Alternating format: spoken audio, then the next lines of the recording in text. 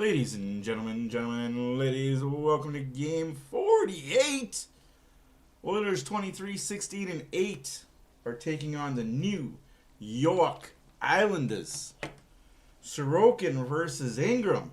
By the way, my friends, 2 games after this for Ryan Nugent-Hopkins for game 1000, all in an Edmonton Oilers jersey.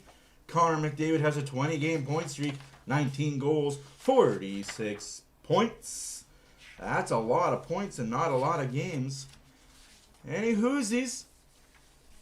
Again, Oilers are needing to pull up the bootstrap Bill, against a very good Islander team as of late. Now, I will not be bashing nobody today. I hope people understand. What I was doing was trying to make a point, and I hope my point was made. And Barbershop, he's not the reason they got the point. Like, dude, enough with that bullshit. If you watch the game, 2 goals on 10 shots, get out of here with that shit. Jari was the reason they needed to get those 2 points. They needed to get into overtime. Hey, what's up, Bolts game? Like, I'm sick of that. I'm trying to be the bigger person. I'm trying to be the better person. But, like, fuck you with that bullshit, dude. Jari was the reason they had to come back in that game twice. Tristan Jari is not a good goalie, and I really can't wait for you guys to open your eyes and see that. And no, they wouldn't have scored on Skinner. Like, enough with that. Who's winning the game today? Pittsburgh or Philadelphia with Skinner in net? I believe the score is 4-1. So you want me not to talk about the other guy? But I will every time you say stupid shit. I will talk about the other guy. Because the other guy is better. Point blank, period. Sick and tired of that. Jari was the reason the Oilers almost lost the game. And ended up losing the game in overtime. 2 goals on 10 shots. Had it been Stuart Skinner, you guys would have had your pitchforks out. And you would have been burning him at the stake. But no, because it's Jari, fragile ego, don't want to run another goalie out of town. Frick. Yeah, I was talking to some people over the week, these last couple days, and that's why a lot of Oilers media isn't jumping on Tristan Jari like they did with Skinner, and isn't jumping on Ingram, who is being sent down on Sunday. But, hey, that's okay.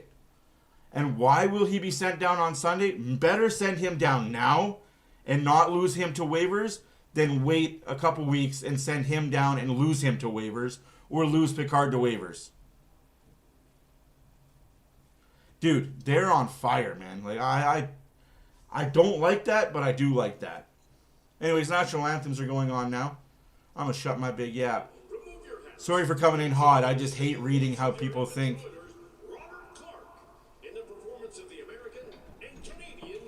Like, I'm not going to talk politics with you, Barbershop, because I respect what Donald Trump has done for the Americans. You're not. If you're American and you don't see it, then go live in a third world country and have your opinions. See what happens to you. But yeah, Tampa is very much unstoppable. I kind of am glad we are avoiding them right now.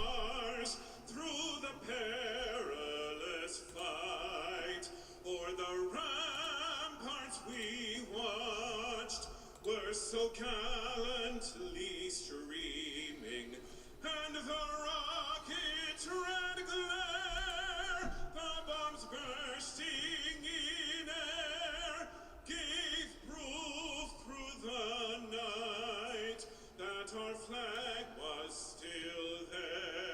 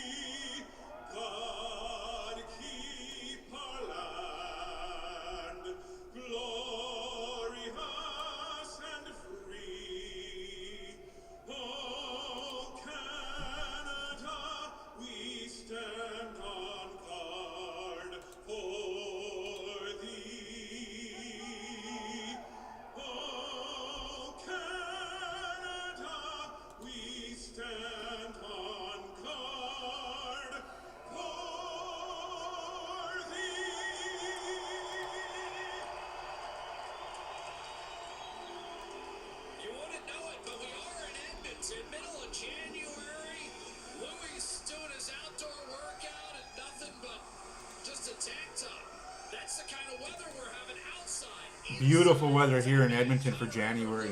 Except for the wind. I think the wind was gusting at 50 kilometers an hour earlier today, which is nuts. Yeah, no, you're not wrong, Bolts. Like, the Lightning are coming. That Atlantic Division is theirs for the taking this year, which is good. Which is really good to see. Just can they do it in the playoffs?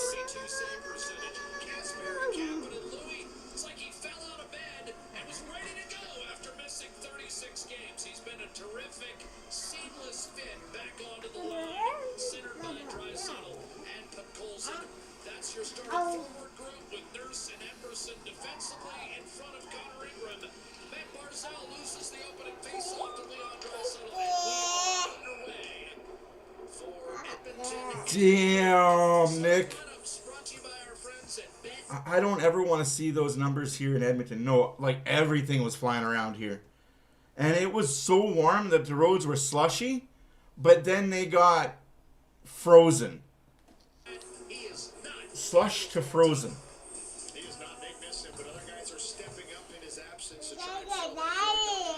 Yes, Rose.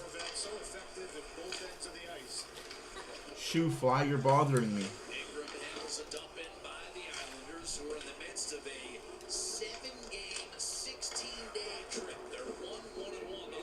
7 days and 16. Thank you. Maybe I should change the name to Penguins Fan Reaction or something. I'll get less hatred for it. I'll get less hatred for having an opinion. Hoping that a goalie does well. Yeah, thankfully I didn't fall on my ass. I almost did, dropping my daughter off at school. I did the whole legs flaring and the children were looking at me wondering if I was going to fall. Like, you could see it in some of the kids' eyes that were watching me. Is he going to fall? Is he going to fall? Like, I was probably treading water for a good 3 or 4 seconds.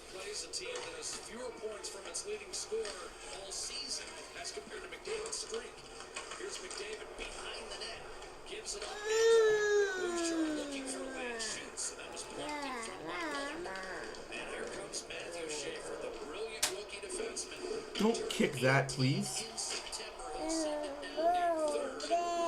No, don't kick that, please. Thank you. Wowzers.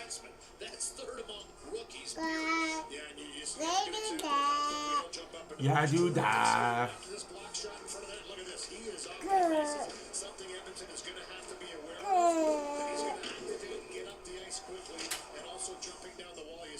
Walk like a penguin. Oh, that's tough. That's tough. Do you want to go back up to your mom? That'd be really great. Bye-bye.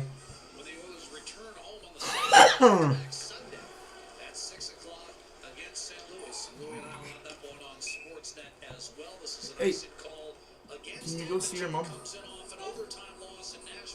I love you. I'll be back.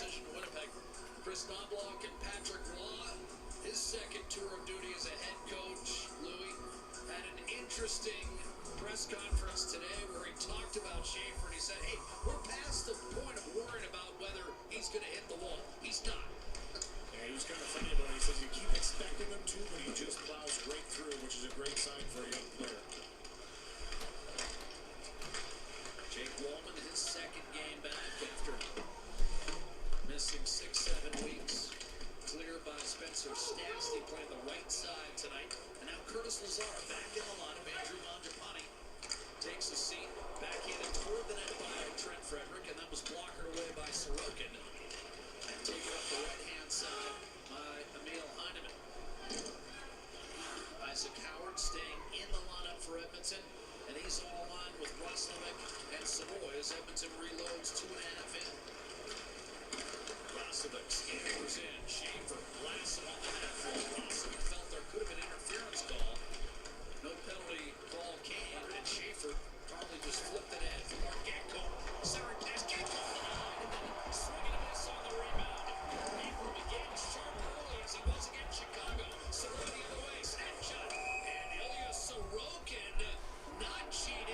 3-0, 3-1 shots for the Islanders early in the first. This period brought to you by James Huh. Brown Accident Injury Lawyers. Let's see if they fixed this yet. Heavy hitters in injury law. Good chance here. And it's a nice play off the wall. Who just punches through. Hey, they fixed it. Cool. Into the position. McLean's the one that finds him in stride. This is a terrific save. As you mentioned, Jack, for Connor Ingram, he's had to be good out of the gates of games with some chances against him. He's solid on that one. There's right around Duclair, but his centering pass goes awry. Karam's off the Bad. collected by Colson. Pass ahead for Nurse. Mini collision between Barzell and Anderson. Puck winds up at the red, and Adam Pellick will lift it in deep. Oilers are 15-5-3 this year, coming off a loss. That's the second best record in the league. And yes, Colorado Yeah, is the best. absolutely. Draisaitl Happy for him. Like, his way in. don't take what I'm saying to be negative towards the goalies they have now. At Nashville, The shots I'm taking. Let me preface this, Barbershop. again, his possession. The shots I take, they're not being taken at the goalies. Okay? They're not. I know it seems that way, but I'm not taking shots at Oilers goalies.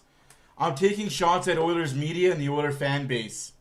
Nothing to do with goaltending. I want all the goalies to do well in Edmonton. Because if they do well, the team wins. That's all I want. I just want some recognition for the fact that you guys are two-faced. Some of you people are two-faced idiots. Where you'll run one guy out of the town for doing something, and the next guy that's in town does the same thing, and it's not his fault. McKinnon. And he does have the scoring lead. McDavid centers Hyman. I don't think so. And Jonathan Drouin. I never said that. Simon Holmstrom. I said I wouldn't be surprised if they did, but I don't think they're going to. Yeah, the goalie's anti-goalie. Yeah, right, eh, Nick? The goalie's anti-goalie. No, I'm just anti-two-faced people. That's all. Islanders are right now 5 points out. That's all. Lead held by Carolina. That's the good news, but they're only two. I want Ingram to succeed here. I just think that due to the way his waiver is, Holmstrom. Drouin up top. Ball fist to one-timer. That was blocked in front. Shoots. And that hit his own man. I said I wouldn't be surprised. But I also wouldn't be surprised if this team goes up to the final again. Echo him up to McDavid, who spoons it through Boakfist and deep into the Islanders' zone. Yeah, Holmstrom checking his face as he comes back. Just like I said it last year, too. I said this team could be out in round one, and this team could also go to the Cup Finals. Casey Cizikas. I say that every year, though, Barbershop. McLean trying to center. I'm not saying that because I don't think they will make it. I'm saying that because that's the way this team is. This team has the ability to suck so bad that they could get swept in round one. But yet this team has the ability to turn it up so good that they could sweep the cups. Sweep for a cup. That is the barometer, and that is the way this team plays. That is Jacqueline Hyde, the Edmonton Oilers. That's the way they've been for the past decade. They can be really, really good, or they can be really, really bad. It honestly doesn't matter who the goaltender is. And I want to be proven wrong on that. I want to be proven wrong that it really was the goaltending. I do. Trust me, I want to plan that parade. I want to be down 1/18th when the cup goes down 1/18th. I want to be on those floats, and I guarantee you I will be. But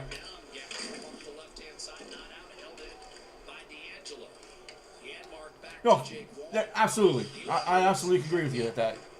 The Islanders only once in their last 8 You're not wrong. If we can make it to the Cup final, conference finals, here in Edmonton, the Oilers won 6 in a row and 12 of 15. I think they're better than that, but I feel what you're saying.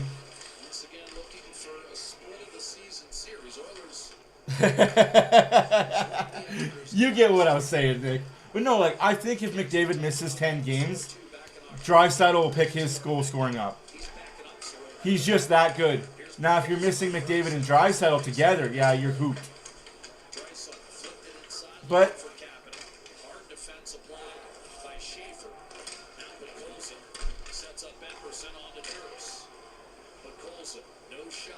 what's good? Draisaitl one-touched it down low. Huge win for Bakersfield last night, buddy. The on-rushing, but Colson able to clear up the right-hand side. Also, like, I don't know if it's true or not, but the reason why I do think Ingram gets sent, you don't want to lose anybody to waivers.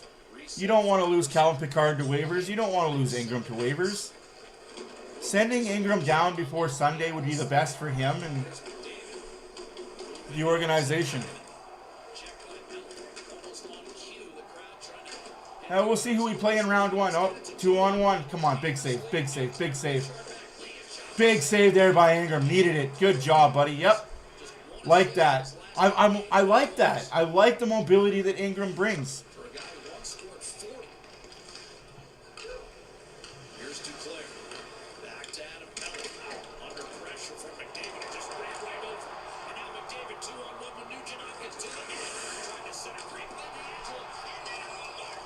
What a save by Sorokin, though. Goalie duel right now. Shots are 4-2 for the Islanders. First commercial break coming up. Like, guys, I do take pot shots, and it's not at the goaltending. It really is at Oilers Nation. And it really is at Stuart for real. Austin Hockey. That Tyler guy from Toronto who claims he's an Oiler fan. The other guy from Toronto. The Indian dude.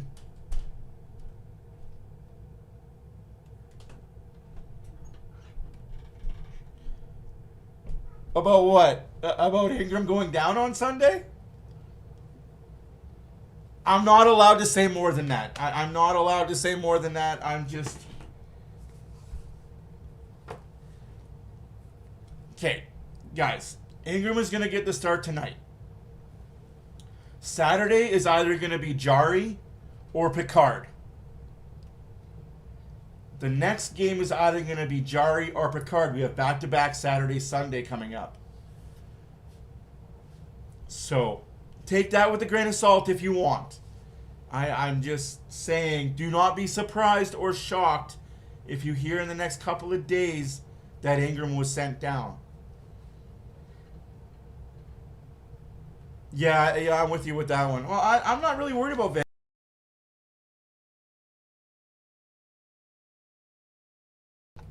I'm not really worried about Vegas. Maybe I should be, but I'm not. I think this Oiler team can hang with anybody in the playoffs, especially if they get the trade that I want them to get, and I hope they get. Oh.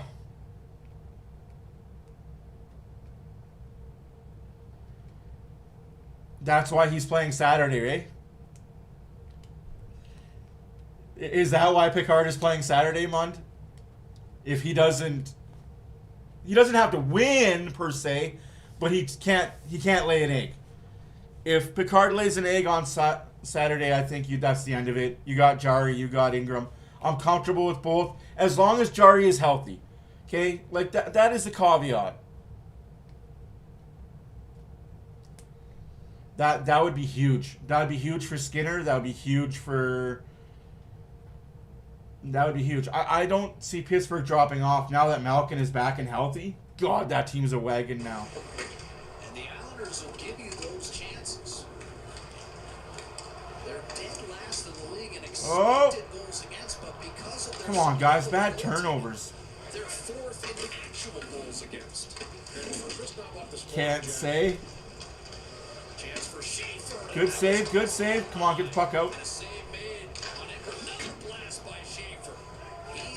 Just keep putting pucks in the corner. His helmet, his helmet. Ref, his helmet.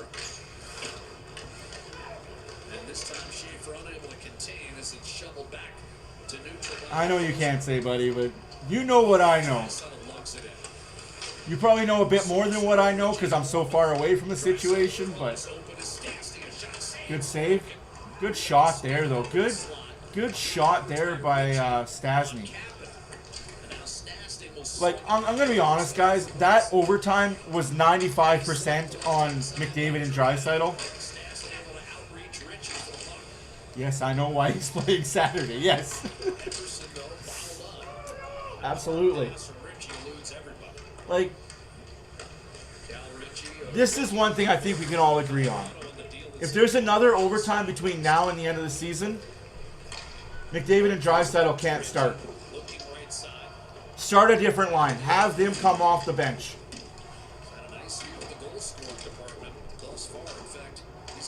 The coach needs to have a different starting trio.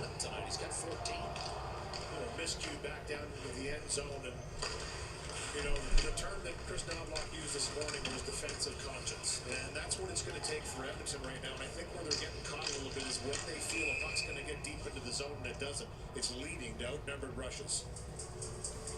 Of course I know why he's starting on Saturday. Like, I'm the guy that knows. I honestly thought he was going to start tonight.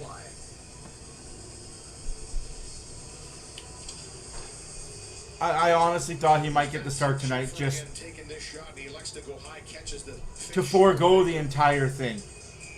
And that strap, he's got to put his arm up a little bit to make sure that he gets it back together. That's the Jones. That's the unfortunate thing about this Oilers offense. They sleep for 15, 20 minutes and then wake up when they have to. It's not good. Not afraid to jump up, activate it, and inject that offense into the game. And he'll defend first, but he's so fast he can make an outnumbered rush pretty quick. Bouchard locating McDavid. Here's Ekholm wheeling it around the boards. Nugent Hopkins halfway through this first period, no score. Bouchard to Ekholm. Drilled around the boards. Now you've got McDavid looking inside into the feet. And the Islanders are able to come away. This is a That would be pretty hilarious if he knew who I was. Here's McDavid around Schaefer. Denied by Sorokin. Rebound ended up underneath Tony DeAngelo. And finally fished If out. Elliot Freeman knew who I was, I would be shocked and amazed. There's a nice leg save.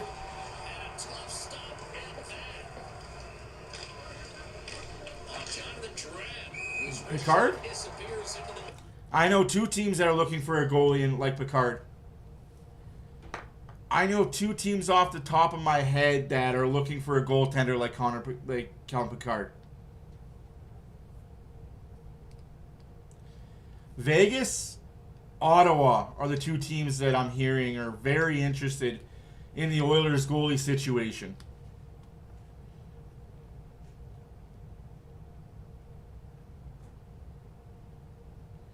But here's the thing, they don't want to trade with the Oilers because they don't want to give assets up to get the players. Why help the Oilers out? Yeah, exactly, Barbershop. Exactly. They need a goalie. I mean, T's and P's to, no matter how I feel personally about Carter Hart, you never want to see a guy go out like that.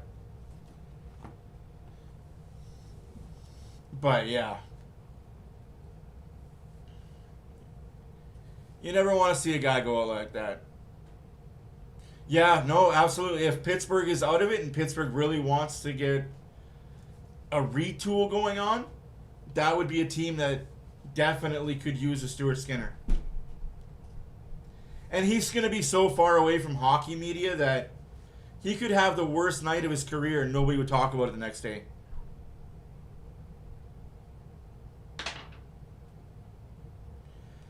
Say your shit, man. Just say it. It's okay. Nobody's going to get you in trouble. Are you talking about the trade rumor? What happened to Hart was he got collided with by Boone Jenner. And in the kerfuffle, the play continued. Like, the referee was terrible for this. So I think he blew out his knee. Personally, I think he's done. Play continued. He couldn't even get up. Columbus scored a goal. But here's the thing that I have a problem with that whole situation. 0 Vegas Golden Knight players took up for him. Nobody even cared that he was lying on the ice or worried about him. It was just a bad look.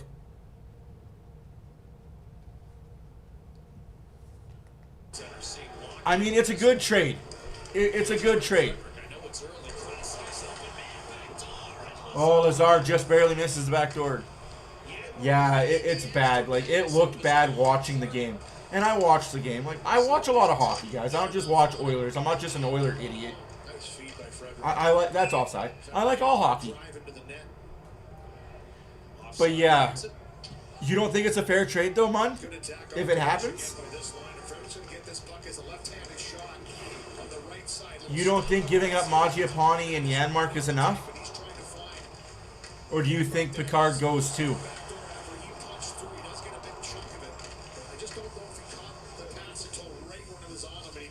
Yes, I know, man. I know. We talked about the bottom six, having to produce some offense. And I know the situation, and I know who it is, and I know where they're.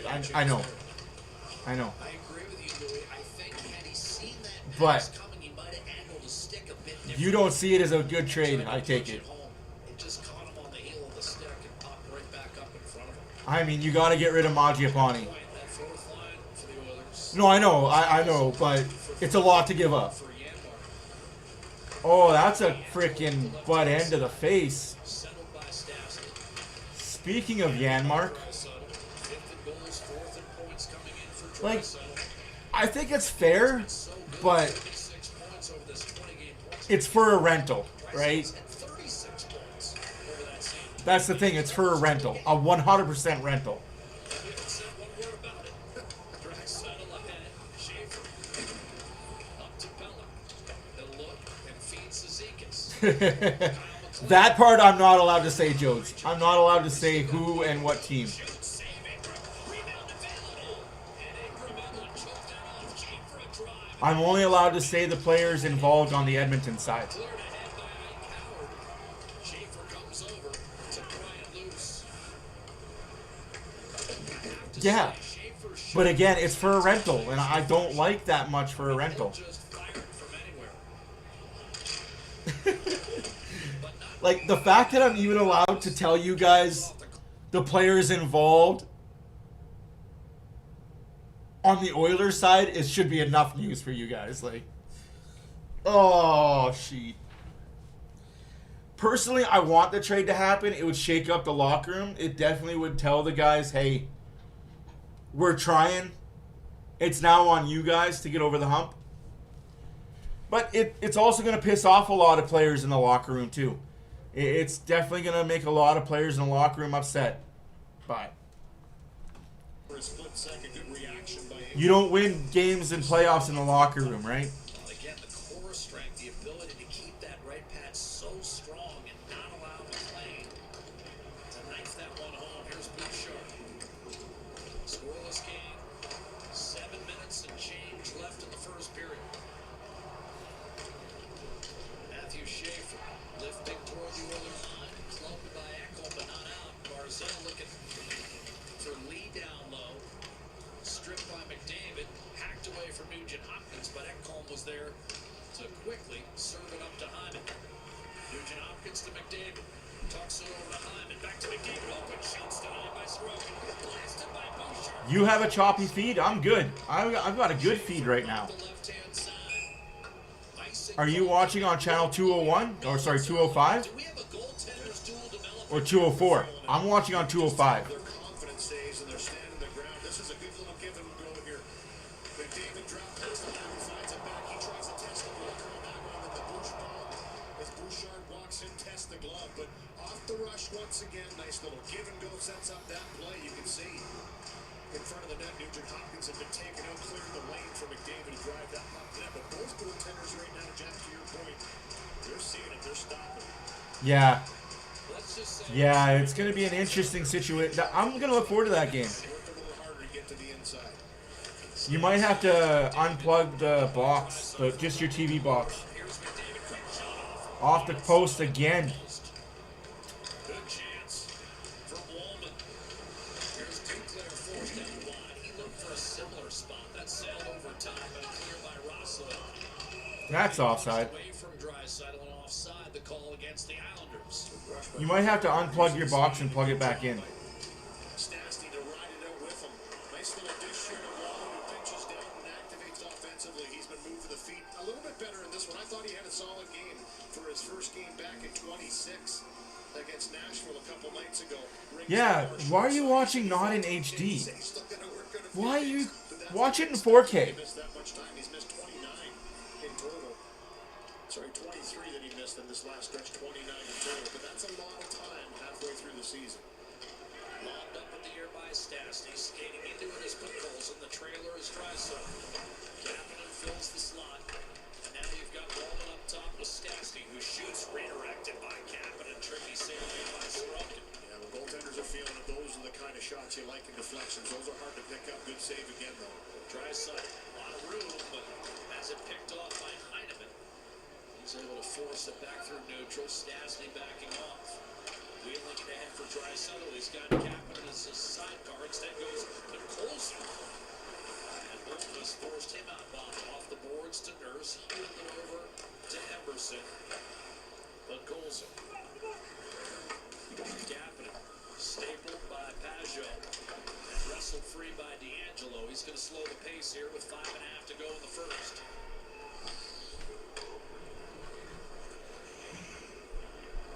Islanders 25, 16, and 5. Second in the Metro. Fair enough, Jones. Edmonton 2 points behind. Yes. Yes, they were. Holmstrom. Both checked away. 23, 16. 82 times a year, at least. As the Oilers had the coverage up top. He's at the bar like A couple of times. 210 nights out of 365, man. Schaefer, the rookie on the back end, but the Islanders have a lot of guys who've been with the team for a number of years to help them out back there. Starting with Bullock, then you've got Pellick and Mayfield. All at least a decade in the organization. Good solution. It just allows him to be himself. Patrick Waugh talked about that this morning. It allows him to go out there and just play the game his way, read off the older guys. It's a veteran decor, as you mentioned. And for him, just go The do what you visual do. is fine, the visual soundtrack fine, but the soundtrack is crappy as Fun hell. to see a kid go out there and just play the game. Nugent Hopkins to McDavid, like Schaefer, a product of the Erie Otters. Backhanded up by Kyle McLean. Ekholm tracking. Bouchard, lead pass, McDavid. Rink wide, Bouchard. Pulls it off the Oh, that's a pretty looking play there. Nugent Hopkins. That was a heady play by Nugent Hopkins. He got the bounce he wanted. 3.5 minutes left to go in the first period. Nothing hockey game. 10-10 are the shots. Duclair. Both teams' goalies looking good. Sorokin and Ingram. Ingram is looking a little better, though, for high danger passes. Right there. What a save. What a save by Ingram. Let's go, bud. Keep that going, 3-9. Hyman. To Hopkins. No go, Joe. Sorokin, D'Angelo. With McDavid on him. Duclair trying to get it through Roman. Good Yes, I'm going to try and go. Oh, Hyman puts it over the net. Perfect pass from Wallman. Come on, kid. You got to bury those. 3.5 hours? It's a quick little drive. I got to talk to the wife about it, though. pushed it high and wide. Rebound Savoy. Now the Oilers. I don't think she'll let me go alone. Isaac Howard. D'Angelo gave it back to him. Trip, no call. Wallman in front. And Howard flicked toward the net. Repelled. Honestly, if I'm able to go, buddy, I will definitely be taking pictures and videos and And that went off the stick of Wallman. might live stream it. The Oiler blue line. Apparently, you can do that on TikTok and get away with it. Shots are 11. As long as you're in the building, you're not copywriting anything. Here's Roslovic. Trying to get through both of us. I'll do that in the next Oiler game I go to. I'll live stream it on you for YouTube. Nice big saves there by Sorokin. 24 to go in the first. Had a hunch early. Goals are going to be tough to come by. Big hit. Gatco. Nugent Hopkins at center. Clippers, Raptors, Friday on Sportsnet 1. Madrid Excepcional. A crisp, smooth Spanish-style lager.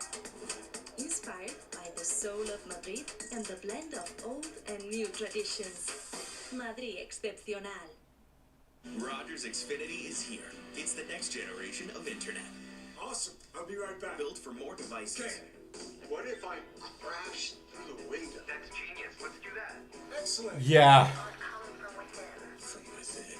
So Keanu. Oh, that'd be awesome, dude. You don't need to, but that'd be awesome. That'd be cool. Rogers Xfinity on Canada's most reliable internet. At Little Caesars. Yeah, you never know, barbershop. Never know. With Picard playing, I hope not, because then that would definitely seal the deal on that trade. Two flavorful pizzas. Oh, shit. Double deal. Any whoosies? $15. Hot and ready medium Or classics for a limited send down. time only. Hot and ready. Some people say at Napa Auto. Gotta be careful. I can't have these commercials too loud. I'll get in trouble. But yeah, the plan. Like, obviously I gotta talk to the wife about that. We'll see if it's in the budget. In the budget.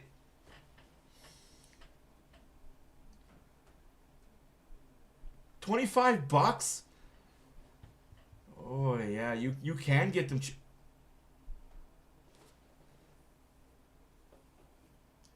I wonder.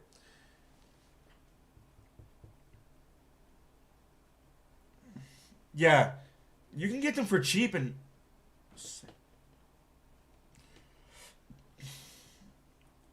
I gotta see something. I might have to put NordVPN on my credit card for something. And seeing the puck, both goaltenders up to the task. Some terrific goaltending early.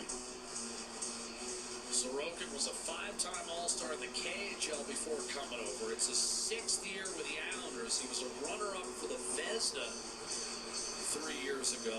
And Louis, I mean, honestly, we have certainly a valued opinion of him because, again, against Edmonton, he always seems to have his That's best insane, man. That's face-off win for Suzuki. no, lady. In the defensive zone against Drysdale. You're too good, dude. And Oh, Suzuki's the other good way. break up there by the defense. By Wallman. And flip back in. Reference to Zekas. Line-mates with... Also, we're coming up on year 50, guys. Now an offside against the Islanders. We're coming up on 50 years of Oilers hockey. Ask your doctor for Wegovy by name. Visit 1979, 2029 will be 50 years. Well, hype is real. The first overall pick from this last year's draft, Matthew Wow. Schaefer, and you look where he ranks amongst rookies this season, and he's starting to get better. You know, he's starting to find even more of a flow in the game in all those categories. Third to first amongst all rookies, so having a tremendous first NHL season. Well, on the other night against Winnipeg, you and I were marveling at this. Do we have access? Let me see. Access. Against Winnipeg, and you and was even accompanied by a film of Yes, we do have access. Dynamically portrayed by Elvis Presley. Right now, it's top 10 rock and roll titles are being played on it. At Elvis as being the true rock star that he is. Or is that something else you're talking about? Hey, how's it going, Renegade? All-time greats and won Stanley Cups with the New York Islanders. Apparently, we do have access. Greatness when he sees it because he's played with a lot of the best players in the world. He said this guy's compete is off the charts. That's Oh. He wants to win every night. Let me double check that. Drysdale double team, coughed it up, did well to prevent a potential rush. I thought you were talking about Access TV. I was like, yeah, we got that. It's that music station that tells you all about the oldies. McDavid, Drysdale, and Hyman out there as Chris Knobloch looks for the first goal of the game, which has been so vital to Edmonton all year long. Schaefer. Yes, I do. Pageau. Oilers are 19-1-4 when they get the first goal. 19-1-4. David Cross poked away by Pollock. Battle won by Drysdale against Pollock in the corner. Protected Yeah, we do. backhand. McDavid rolls over with secondary support. Holmstrom can't power it out of the zone. Backcourt kept it in against Durant. Hyman finding Bouchard. Minute to go in the scoreless first. Drysdale. Durant on. Oh, Oilers had a chance to get it out. there are lots of fans that are defending Jari's play. And I'm okay with that. Keep it in. Um, And then Pollock stayed in the lane. they're the same ones that got mad at Stuart Skinner for making the exact same play. Hyman across. And people in this chat already know my opinion on that. So he hesitated, yes. And to me, it is what it is. Like, it sucks that it went in. But for me, the people I'm mad at the very most are the Oiler Nation guys. They ridiculed and criticized Stuart Skinner for every time something happened, but never took into account the bad defense or the bad forwards. But now that Jari's in net, that's all they do is just praise him. I get it, it was first game back. Fell short. Still in But if that's your first game back, play more cautiously. Tied for the league lead, by the way, with 15 one-goal wins this year. Drive from the point blocked, rebound smoked down. Just my opinion. I think in overtime, Connor McDavid and Leon Draisaitl were out there way too long. Coach tried to pull him off the ice several times. They didn't. So don't start him next overtime. The next time the Oilers are in overtime, don't start that line. Put him on the bench and say, hey, guys, you were out there for almost 2 full minutes. Absolutely, Renegade. But that's not the first time it's happened. It's just the first time the goalie hasn't been blamed for it. That's the only thing I'm getting at. Like, I know my criticisms, people think my criticisms are at the goalies. No.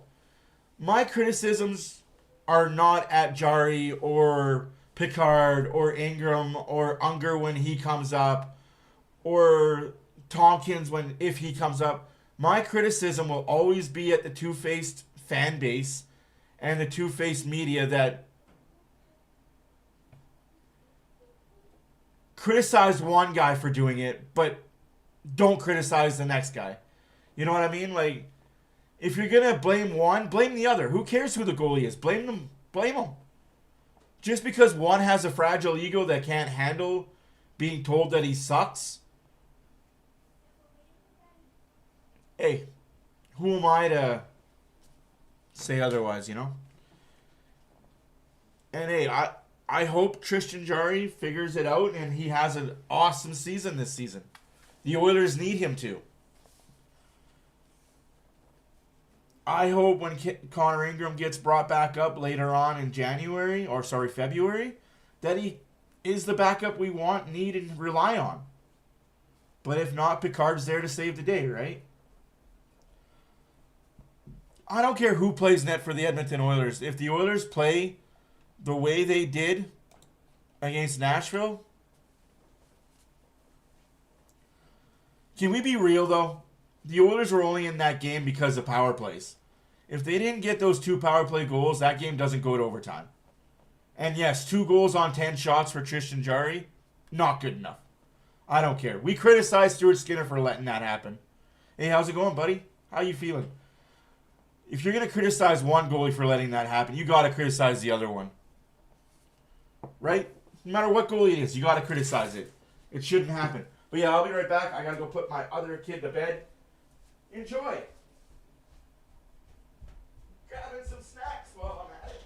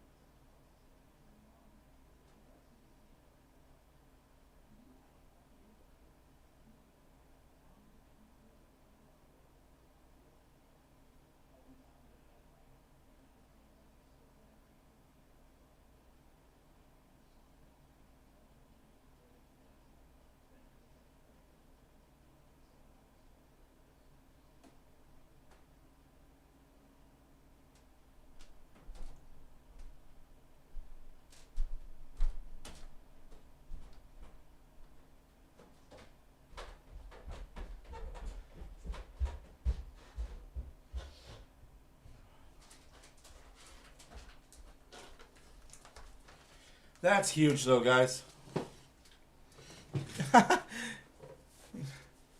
Buddy, he didn't let the goal in. Sometimes goalies just do crazy things, like Superman out of the net, and it just happens, man. Sometimes it just happens. As a goalie myself, I probably would have done the same thing as Tristan Jarry. Came out of the net, made a play, and hope it worked out. It's a 50-50 gamble when you do that, right? That's the truth. That's the reality of it. It's a 50-50 gamble. Nothing after one, guys. Like, I'm not going to sugarcoat it. It was a very back and forth affair. Kind of exciting, but at the same time, kind of not. Shots are 12-11 for the New York Islanders. No power plays.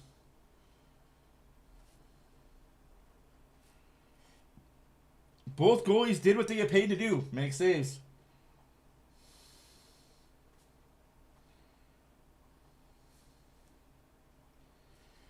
Next up for the Edmonton Oilers on Saturday is the Vancouver Canucks. And then on Sunday, the St. Louis Blues are in town. Saturday, Sunday, 8 p.m. and 6 p.m. Vancouver Blues. Check that out-of-town scoreboard. Chalamet.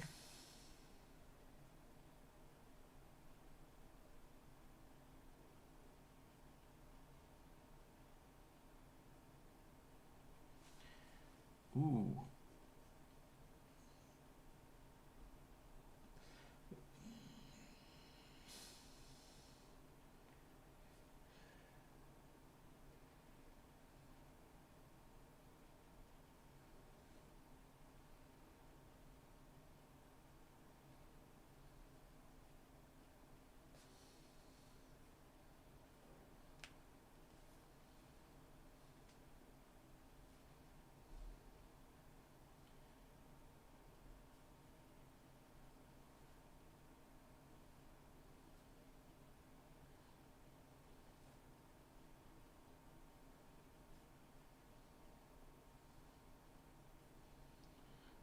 Okay, so I will create an account on this, apparently. Country I reside in.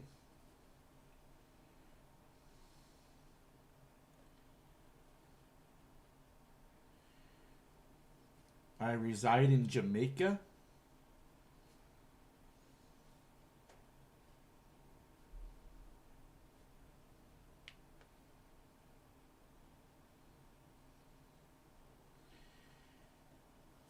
Out-of-town scoreboard for those that give a shit and those that care.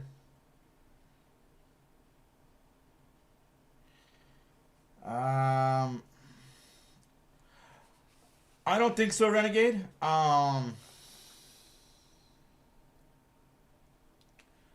think they're going to be sending Ingram down before Sunday just so that he doesn't have to clear waivers.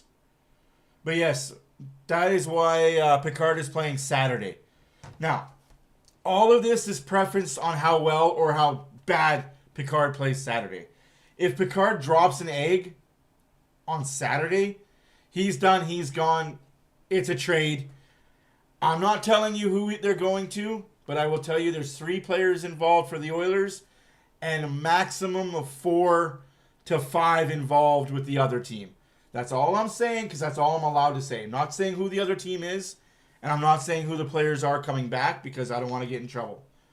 But, yes, there is a trade that is possibly going to be pulled that is a blockbuster deal that is going to piss off a lot of Oiler fans. It will disrupt the locker room a little bit, but what do you care? Do you want to kumbaya, kumbaya, let's all sing around the campfire locker room? Or do you want a locker room, or do you want a team that has a really, really legitimate shot at winning the cup?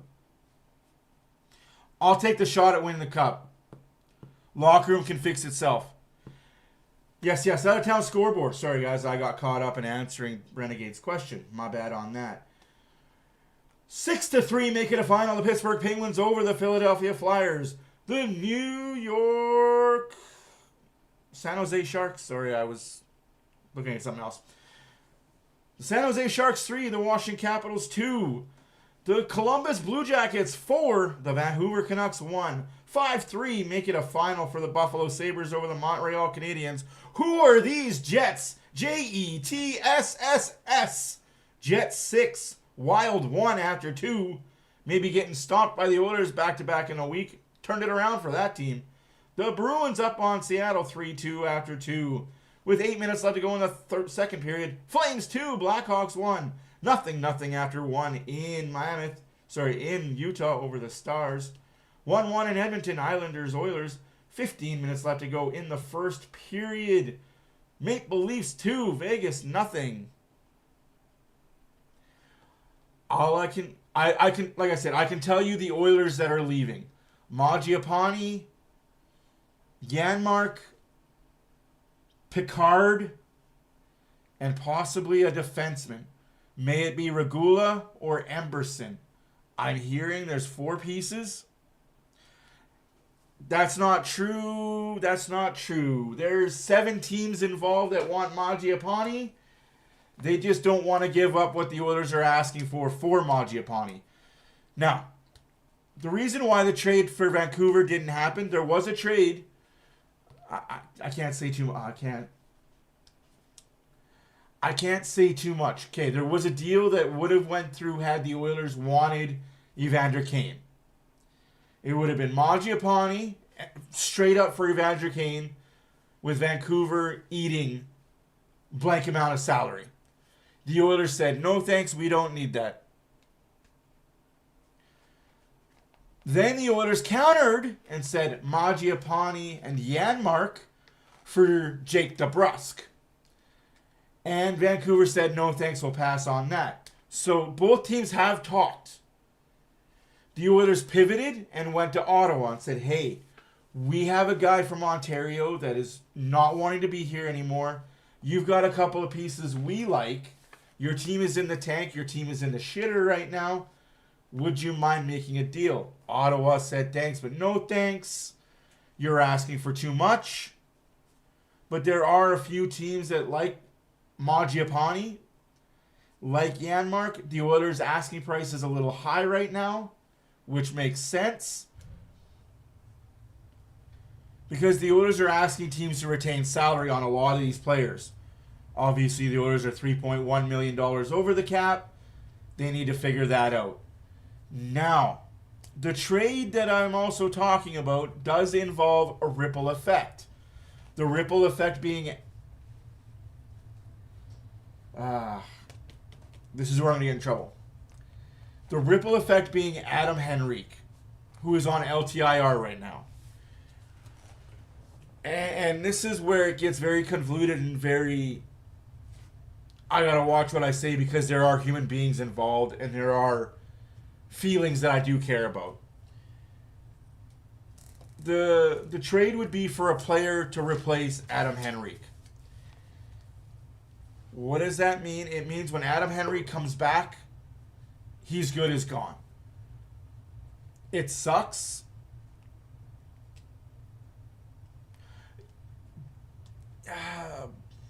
But there's a reason why he's playing on the 4th line in Vancouver and not doing well, Barbershop. He's not hitting. He's not doing anything. That's why they want Picard. That is why the deal would be Picard, Janmark, Mangiapane. But what we want back, Ottawa's not willing to give. And I understand it, I respect it. Right? Like, you need to do well by you and your future as well.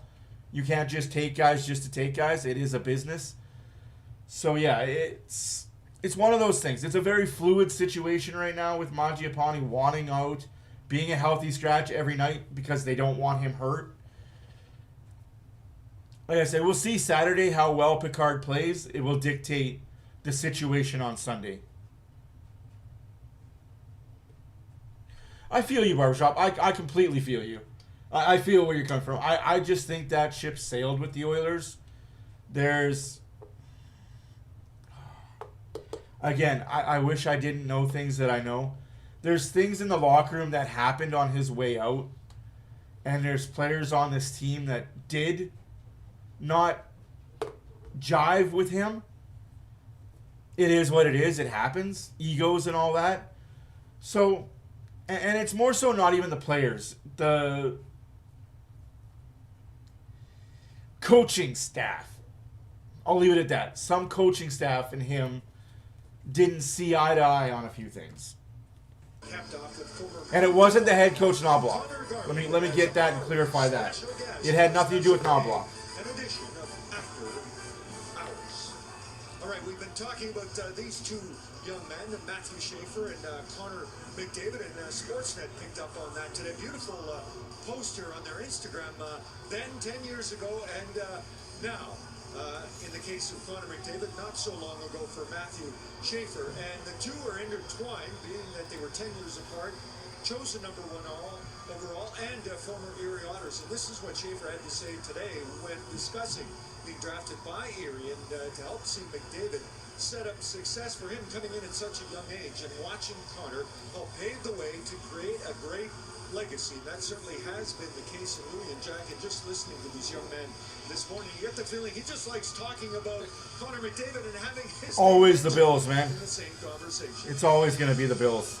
Well, it's high praise. Like, I can see the Seahawks doing it too. Like, but yeah, I think this is the year for the Bills. And Louis, in game 4, for me, what he's done in the last 3 months, it's palpably different than what we saw in game 4 of the regular season on Long Island. Here's Bouchard, one-timer clubbed wide by Echo. Rebound grabbed by the aforementioned Schaefer, twisted it high, knocked down by Bouchard. Schaefer regains, and with token pressure from Hyman, he'll return behind the net to Ryan Pollock. He of the 105-mile-an-hour slapper. Matt Barzell with Duclair. Return to Barzell, but tipped away right into the waiting arms of McDavid. On the Nugent Hopkins from Kapanen. Here's McDavid forcing a black-side pass, and that was stopped by Sorokin. Did Kapanen catch iron up there as well? Sorokin got across. Tough to tell. I think he got a piece of it. Here's Draisaitl shoveling down low, but not sure, partner. It was close. Very tight. Here's Kapanen. Nifty moves against Schaefer. The drop for Leon Draisaitl. Emerson loads. Dishes to Nurse. Inside to Kapanen. Turning. Off to Draisaitl. But goals in net front. Draisaitl center deflected. Sandberg closing. Still digging. And Sorokin just won't let him. Sorokin! Now Emerson tried to center. That was picked off by Schaefer. Who are you voting for the Super Bowl, Renegade? But Colson on the doorstep, but Sorokin stayed with it. And now the Islanders look to go to work. Casey Cizikas. Doesn't matter who I'm voting for. My team got put out twice this weekend. New York's fourth line. Kyle McLean feeds Mayfield. Pellick a shot. That doesn't make its way through. Ingram's going to flop on it. Good tie-up in front. Emerson and Cizikas engaged. Especially with no Mahomes, right? I mean, if the Patriots can find a way to win this weekend, Mayo might be, Drake May might be the next Tom Brady. But yeah, for me, I think the Bills this year. Along with Ingram, who wisely covers that up as it dribbles through to him. Kapanen's thinking, seriously? Spencer Knight on Monday, and now Sorokin. He actually wrong-footed him brilliantly. That was exactly the right effort, except Sorokin flashed out the right pad. Good catch by you, Wallman, the outlet from Matthias Janmark. Shots a dozen apiece in the first period. Oilers with a couple of good looks here to start the second. Edmonton unbeaten in regulation in its last 5 and 3-0-2. A blast by Wallman, caught cleanly by Sorokin. That one appeared to be headed wide. This period brought to you by Rona. Make sure your home can take on hockey all season long. Build it right. Build it Rona.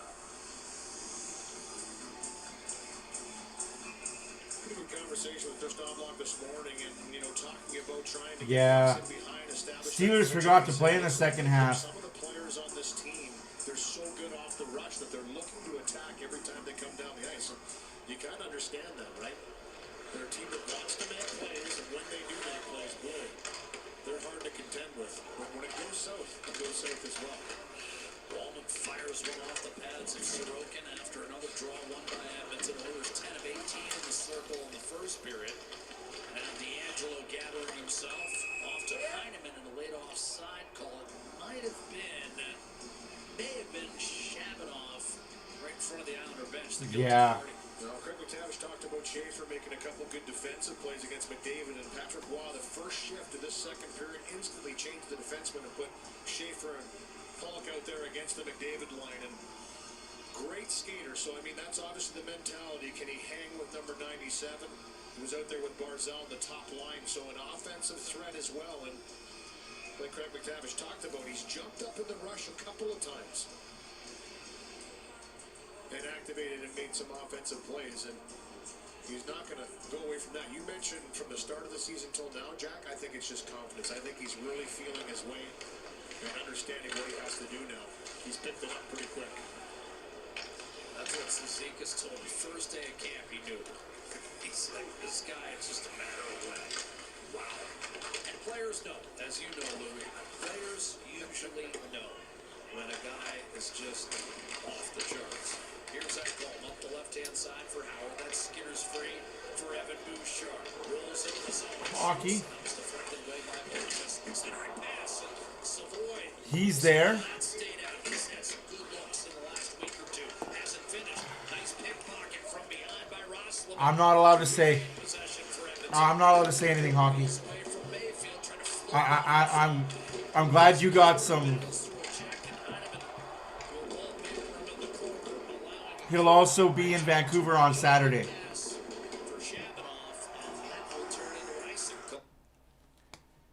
Todd White will also be in Vancouver on Saturday and back in Edmonton on Sunday. All I'm allowed to say is there's a blockbuster trade around the corner. He's watching. Well, tonight he's not watching anybody. Really. The player he wants to watch is a healthy scratch right now. David tried to go cross ice with it for Hyman against the grain, and now cleared by Ritchie back towards center. Ritchie turning 21 in about a week.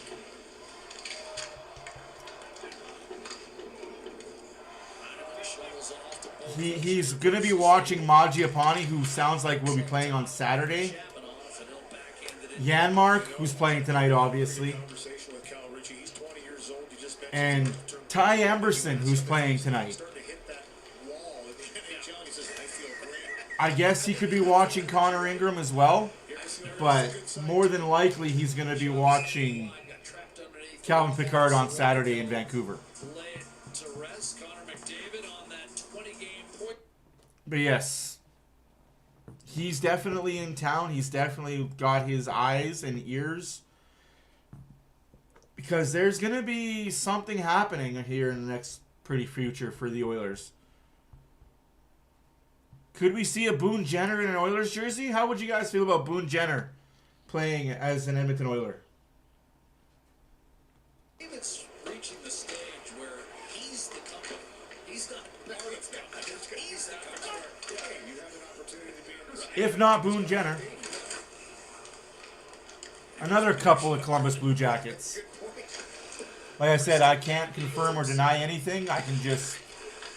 I think somewhere in his lounge chair, Maryland. Because I'm allowed to speak about the Oilers stuff. Because that's obviously That's okay. who I have permission to speak on. But because I can't speak for the Columbus Blue Jackets organization, and I don't want With me in another 10 years. no skill. their players coming at me for disturbing shit. Bouchard winds and fires. Good save by Sorokin. Sorokin peering around his screen from Hyman. From generation to generation. Coventry Homes, never done building, proudly celebrating 50 years. When we talked about getting people in front of the goaltender, this is a nice screen by Hyman, but an excellent read by Sorokin. You can see how he waits, and then he knows the shot's coming. And a good snag with the glove around the screen of Hyman. Stastny off the draw, one by Draisaitl. Edmonton, the first 7 shots on net of this second period to Louis' point. But that's the thing. He's not looking for a payday, though. This little frame. Like, Nick, when I say that the trade is pure rentals, it's pure rentals. That turned dangerous quickly. Kapanen had his pocket picked by Lee. Overrunning it was Duclair, however. And now Stastny looking for the home run to Draisaitl. There's going to be no payday for the Oilers. Got it back to his captain. Anders Lee and Pellick. A shot and a kick save. Ingram. Rebound. Duclair thought he had a chance. But Stastny was in the lane. You have to understand the Oilers roster and makeup. There's no top 6 players coming here. Not in their prime, not in their next to prime. We have those players in Howard, Savoy, Quinn Hudson. Yeah. Any trade that the Oilers make this year is strictly 1,000% rental. That's why prospects and draft picks are not going to be traded. It's going to be roster players for roster players. Pure rental.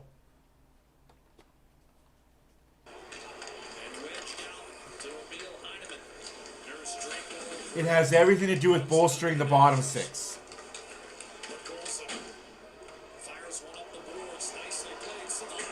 Savoy 8 feet wide and high. But yeah, no, like any trade will be for a rental. Which makes sense if you're the Oilers organization, right? You don't want to invest in future, so you're not going to give up the future. And that's where a lot of trade talks also stall with the Oilers, is teams want a Howard, a Savoy, a Hudson, a Boakey. And those players just aren't available. For the Oilers side, at least. Don't look at the Rangers. There's nobody you want on the Rangers outside of Panarin. And you're going to give up too much to get Panarin. Like, outside of Panarin, there's nothing on New York you want. JT Miller, headache. Adam Fox. We already have too many left shot defensemen. Is that scary, Louis? You and I are starting to have the same thoughts now. You're not wrong, Nick. You're not wrong. That could be problematic. I like the way you think. Mayfield. Lazar. Keep an eye on Mayfield. Well, they've been better in this second, too. They have not given those pucks back to the Islanders that have led to outnumbered rushes and chances on the transitional play. There's a little more purpose getting the puck deep in this second period. It's paid off in more shots. This one shot in the first 8 minutes for New York. McLean comes away with a puck. Locates Zizekas. Chipping and charging. Coleman on the forecheck. Bouchard does a nice job shielding him from the puck. Turns away from that traffic. And the Islanders will change. Bouchard, top 3 in the league. 46 points on the year. Held off the sheet in Tuesday's OT loss to Nashville. You don't want to get into OT with the Islanders. They're a perfect 5-0 this year. Yeah, the Islanders are really good in overtime. Whistling one down low. Alex to let it go through to Ryan Nugent-Hopkins. Coming over, Durant. And punch forward by Holmstrom. Stastny up the right-hand side. Hyman trying to hunt that one down. It's deflected out of play. Well, here's that play we were talking about for Isaac Howard. Little chip and charge into the zone instead of forced into the middle, then finishing it. Yeah, I think we can.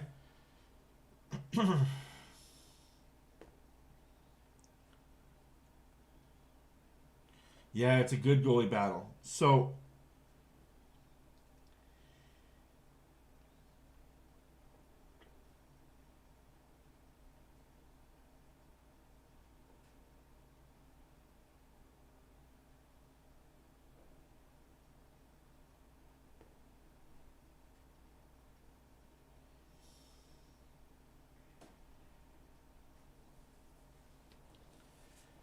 like, other than Boone Jenner, I'm not allowed to say too much. Obviously, you guys know Boone Jenner is available. There's 4 other players on Columbus that are available as well.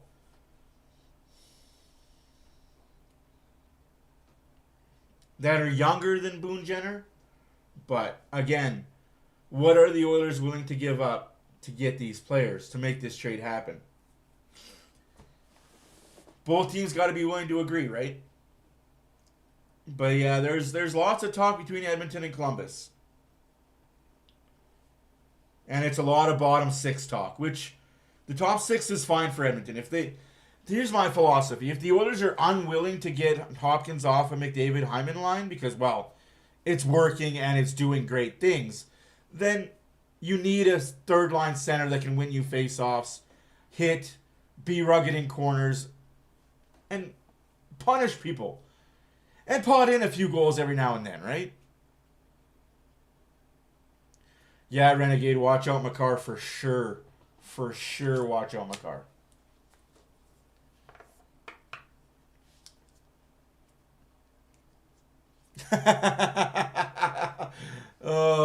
Future considerations. All across the board, future considerations. Great times have occurred with the Edmonton Oilers through some bad times, Louis and Jack, and he said one of the great things, it's been an honor and a privilege to be able to play 1,000 games in the NHL and do them all in an Oilers uniform. There's up the left side to Savoy. Halfway through the game, shots are 2013 for the Oilers. Scores nothing. 0 power plays.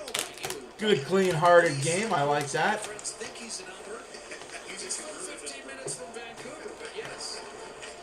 Well, same with you.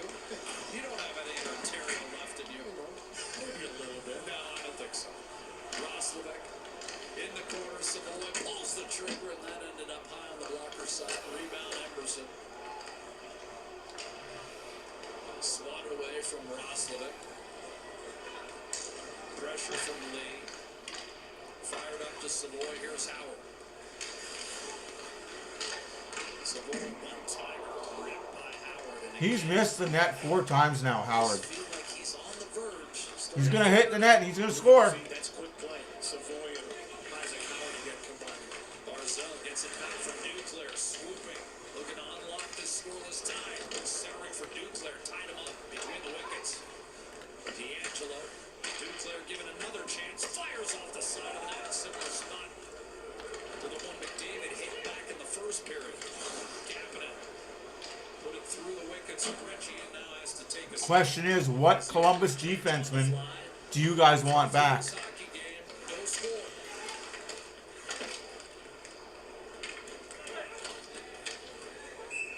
This is icing against New York. Nick, I was just saying that. Are you reading my notes? Are you reading my notes? No. There's a couple defensemen in Columbus that are looking out. Yeah, we didn't trade for Pronger. You mean traded away to Anaheim?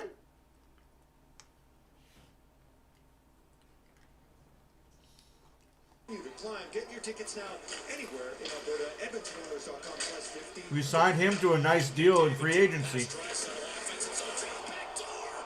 It's through Sorokin and somehow stayed out. They lowered up McDavid, Draisaitl, and Hyman, and that one got underneath. Yeah, we got rid of him in a trade. But slithered by. At draft day, we got rid of him. Again a deflection. Draisaitl back on top of it. 8 goals In the summer. 6 against the Islanders. Snapped it across for McDavid. Wrestled down by Drum. We haven't had a penalty call. That was close. That was a penalty. That's a trip all day. Come on, ref. What are we doing? Durant had the puck at his feet, able to regain and work it up to Hyman. That was a poised play by Durant. Might have gotten away with one earlier. Reset for Bouchard.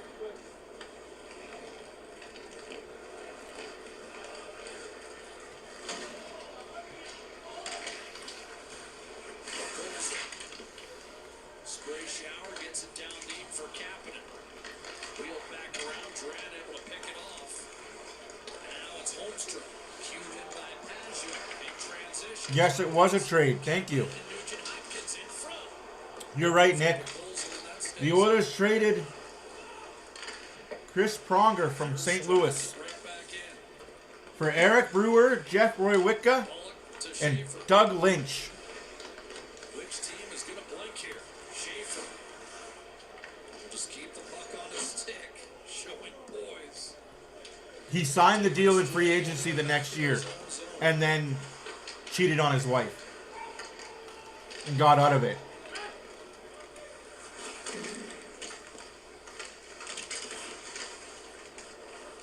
Comes off the side of the net. No, we did trade St. Louis for him. We gave up a lot to get him, too. Well, we're 33 minutes into this game, Louis. It's the longest in a game involving the Oilers that we've still been scoreless all year. Maybe why go load up there for Chris Knocklock. We'll see if he continues that through the rest of this second period. Little switch with Nugent Hopkins and Draisaitl. Duclair in front. Lead denied. Good save there by Ingram. Hasn't been tested at all. Good save, though. That's a good one. Here's the Man, that just squeaked out the other side.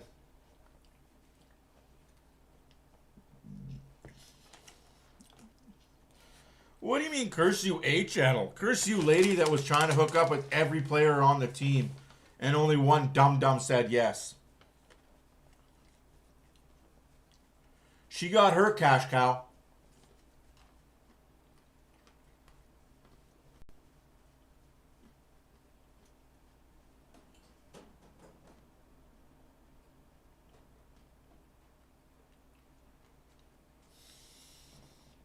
Oh, man, she got her cash cow.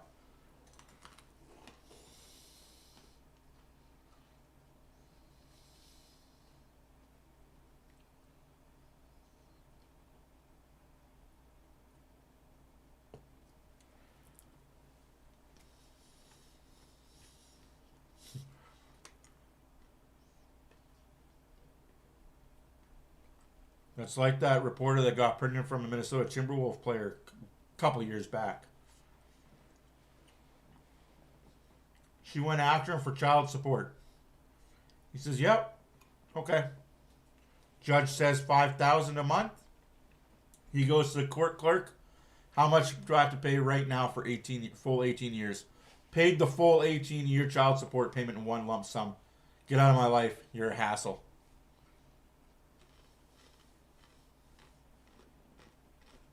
It's a good game, guys. Whether you're an Islander fan or an Oiler fan, this is a good game to be watching. Nothing score. Not every score needs to be 12-2. 6-4.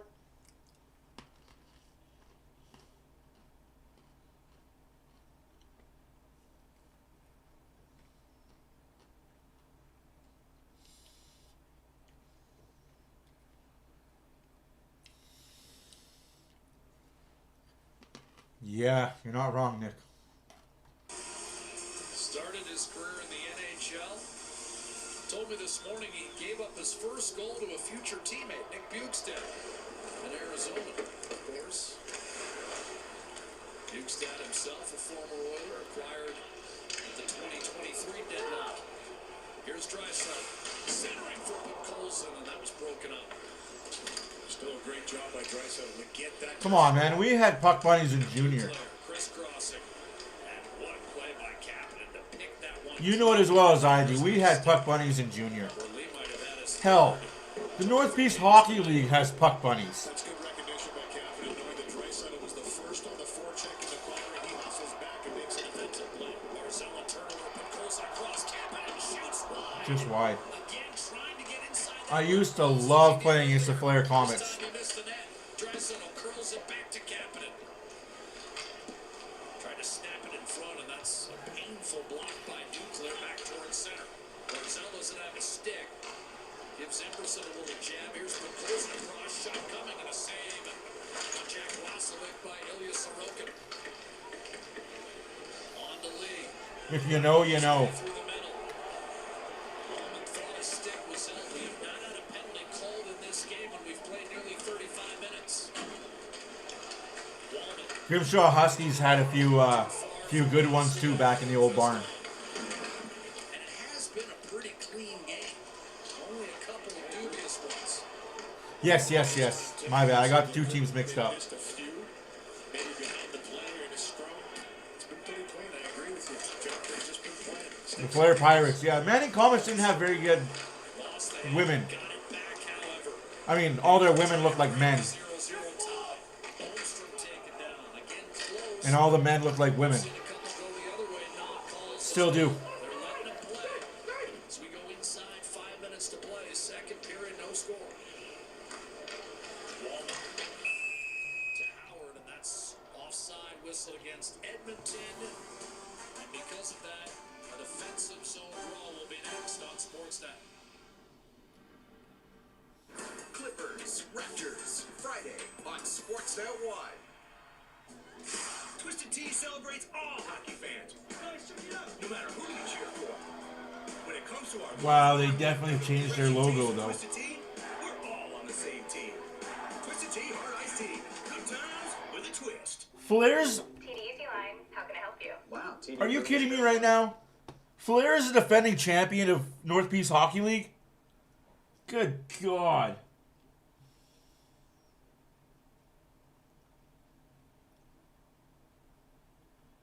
How the hell did that happen?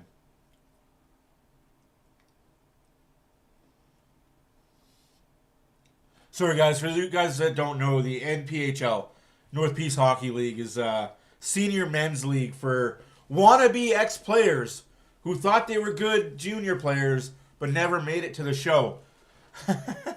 Or, and I mean this with all due disrespect, or if you're native and you liked beer more than you liked playing hockey. Which I fall under that category at one point in time. I like to go out and have a good time more than I liked to train and be serious about hockey.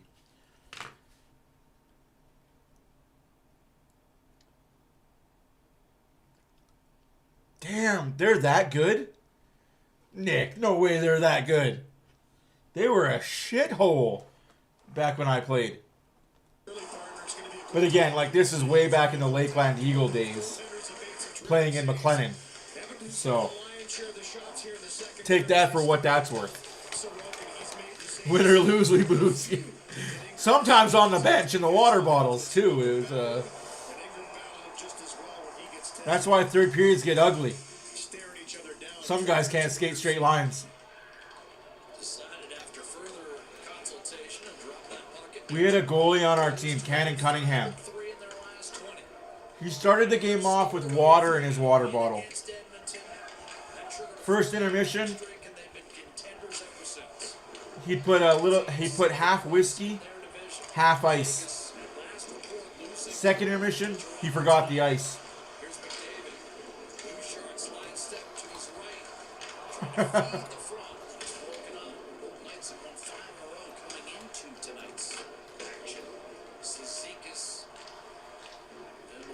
Those Cunningham boys could play hockey, though.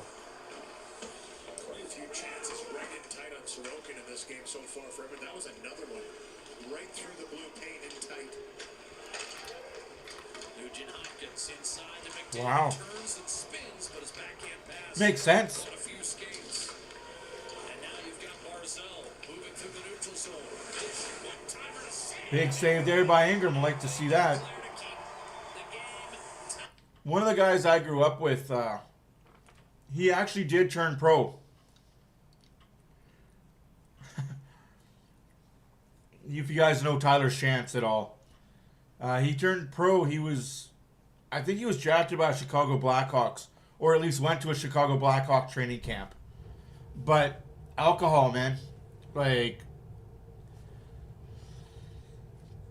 alcohol stopped him. Great hockey player. Could move like the wind. Had a body like a freaking tank.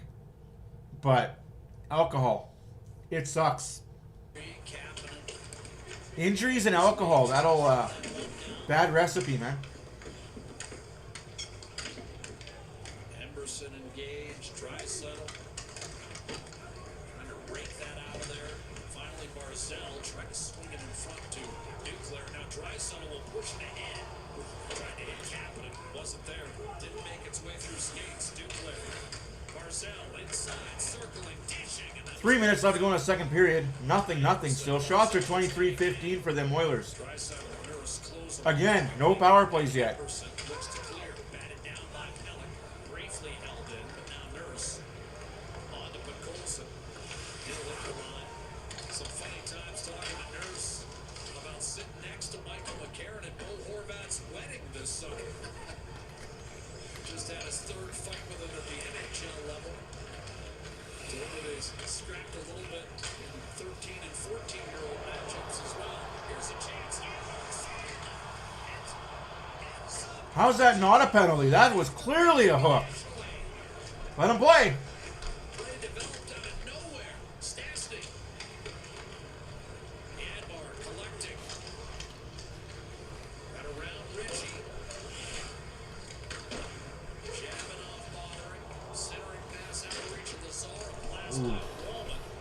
And that ricocheted off Shambanov, who now has to get there against Wallman.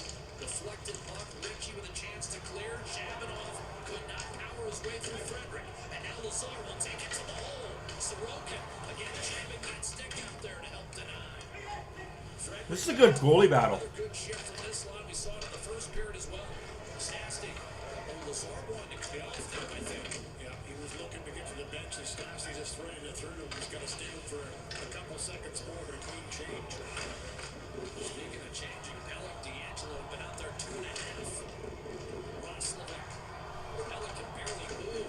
Roslovic blows by, and that's a slash against Pellick. Power play Edmonton. Looking for Roslovic, and it's a tired Islander club who cannot get the puck out. And Pellick takes a penalty. The first of the game comes nearly 40 minutes in. How a shift can change. That is some good work by that third and fourth line. Back home, it was Heineman at first that got tangled. And a couple great defensive plays by Pellick.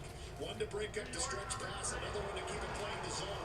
But the speedy Yanmark set this whole sequence in motion. He gets there, can't quite finish it off. The fourth line goes to work on the cycle, change on the fly. And then a slashing penalty to Pellick after that draws the first call we've seen in this game. With a minute and 18 left in the second period, it goes to Edmonton. Some of the interesting things that I say on this channel. Alberta's an Oiler power play that went 2 for 3 in Nashville on I greatly appreciate everyone for stopping by and saying hi. My name is Matt for OilersFanReaction. Please comment, like, subscribe, tell all your friends. I'm an asshole, and I'm okay with it. Who takes the draw against Pajot. Islander penalty kill, 10th in the league. 81%.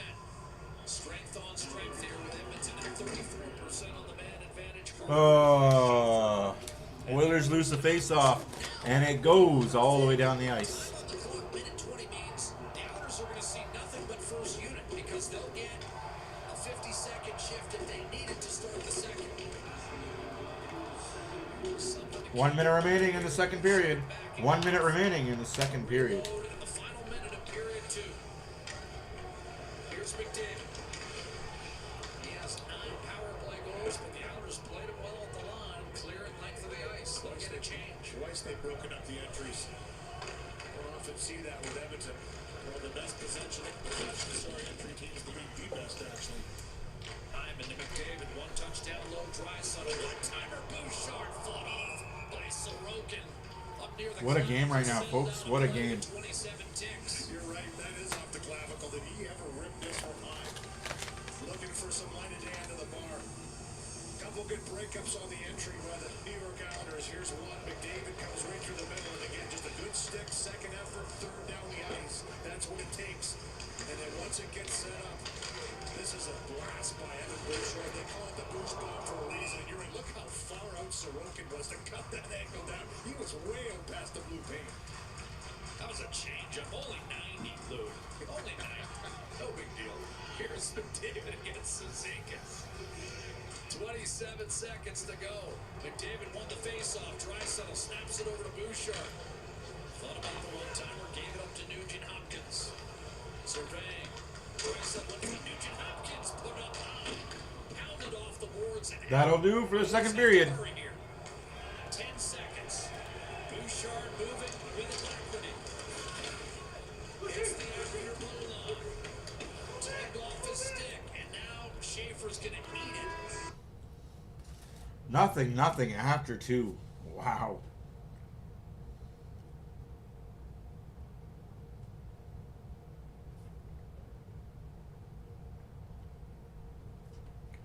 That's a low scoring. That's a no scoring game.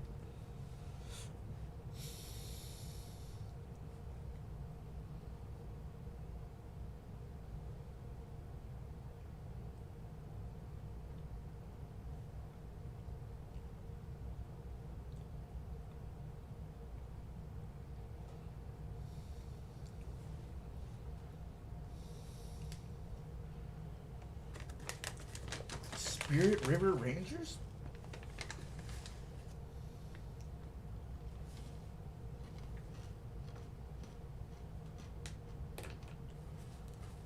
That old Barnum McLennan is still up, eh? Wow.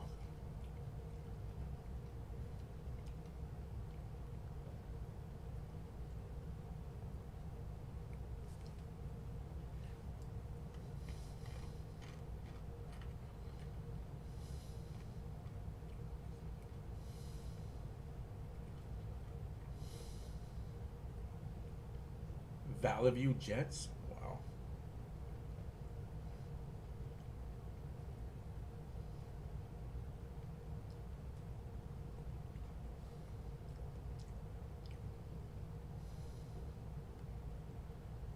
Man, that High Prairie Arena got so cold.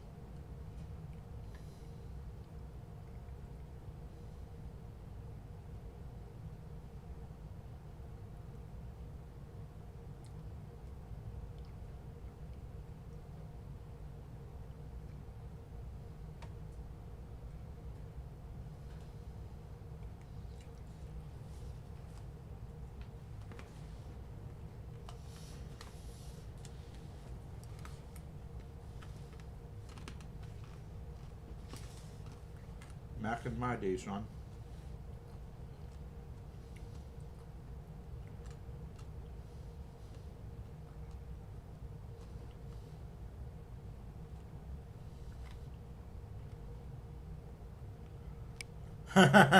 You're not wrong, Nick. It's good to see. It's good to see low-scoring event games, though. We don't need a 5-4, 4-3 game every game.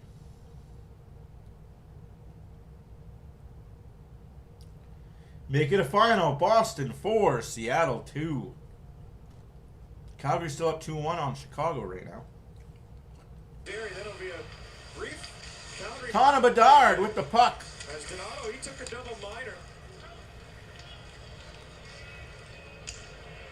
And Zeri got the goaltender interference call.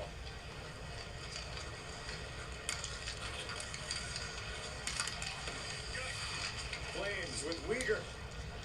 Yeah, Renegade. Trying to get into power play mode. Yeah, I saw that, Nick. Causing Kadri across the line. They rebanded the Lakeland Eagles to the Spirit River Rangers. But Kadri had come down deep to That's try cool. and free up that puck. Zeri out of the box. Fine then. 1 minute on a power play remaining for the Calgary Flames.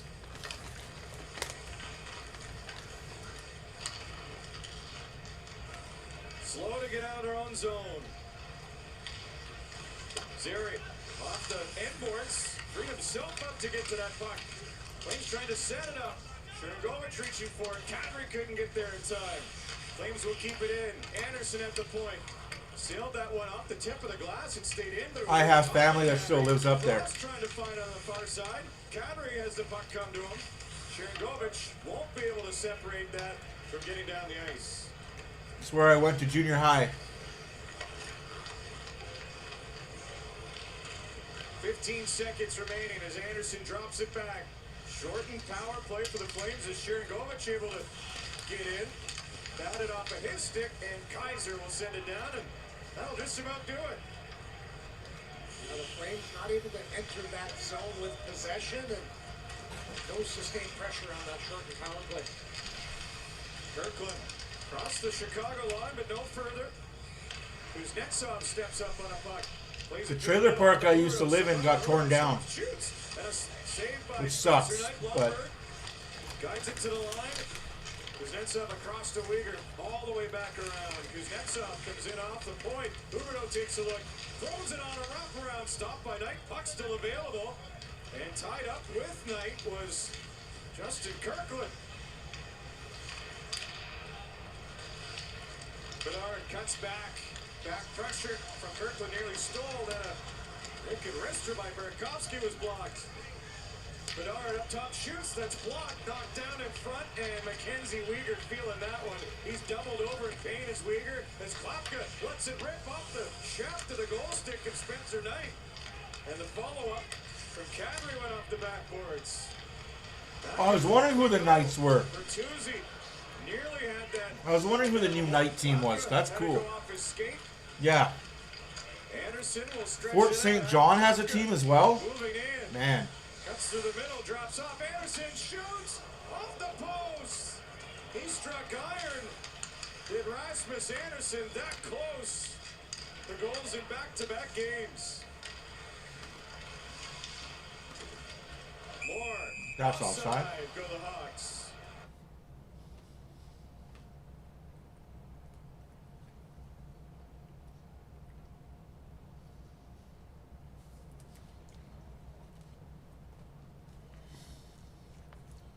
I'm so old.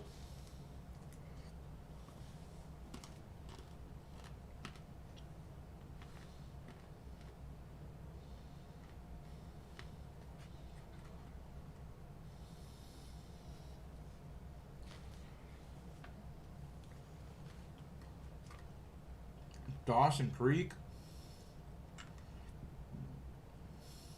Wow.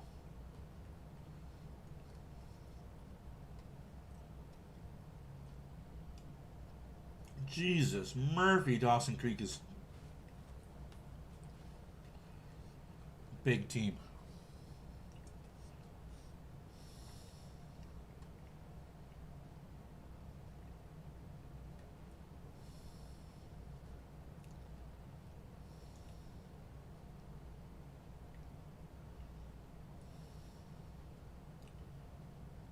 Wait a minute.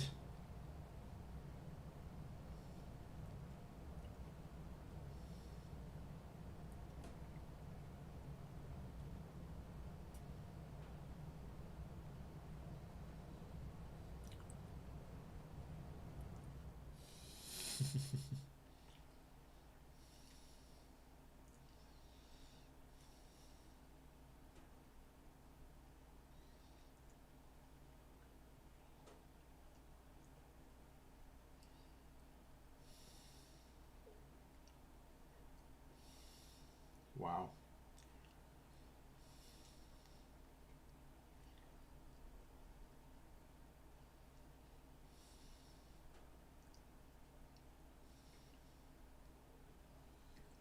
That's pretty cool.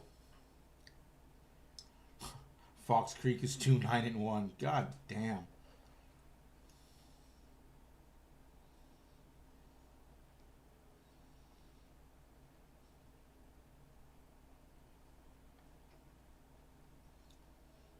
Who's their goaltender?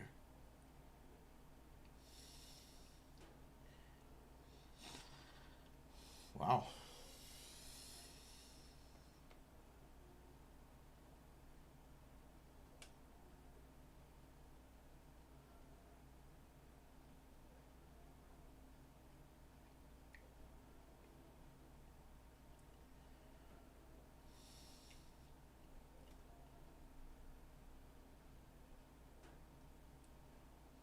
That's crazy.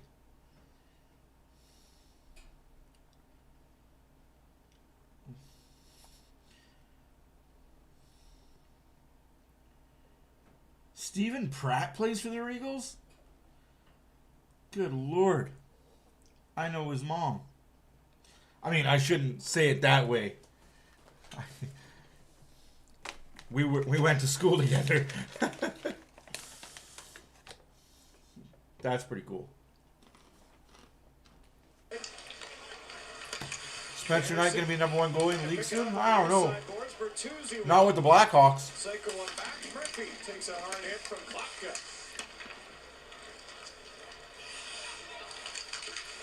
Anderson back in there again. Klapka as well. That one stays in play. Cadrio spotted. Now Klapka behind the Chicago net. Klapka dragging. Let's watch the Maple Leaf Golden Knight game. Let's watch a game that matters. Second period, 5-on-5. 3-1. Toronto over Vegas. And one of the real challenges when you have an ankle sprain or ankle tweak, even though you put a hockey skate on and it's like a boot, it's hard to get better because it's always getting taxed or tweaked or irritated while you play. So Craig Berube had William Nylander back and playing well mostly since he's come back. Doesn't look like he's going to have him the rest of tonight. He missed 6. He's been scoring at a torrid pace when he's been in the lineup. That's a lot more money than I made. Back to center ice. Tell you that much for free. McMahon is going to tag back up. And we're officially told now that William Nylander will not return tonight. Riley for McMahon in a race with Lozon. They call icing on the least. McMahon thought he got there. Now, the ruling on icing is not necessarily who gets to the hash marks first. It's they make the determination at the hash marks who's going to get to the puck first. So I think Lozon had the better path to the side of the net the puck was going to end up on to beat the speedy McMahon for the icing. Face off not done fairly. That's a pretty good coin to play in the Northeast Hockey League. Good on him. Good on him. Wins that by Hanifin and back out.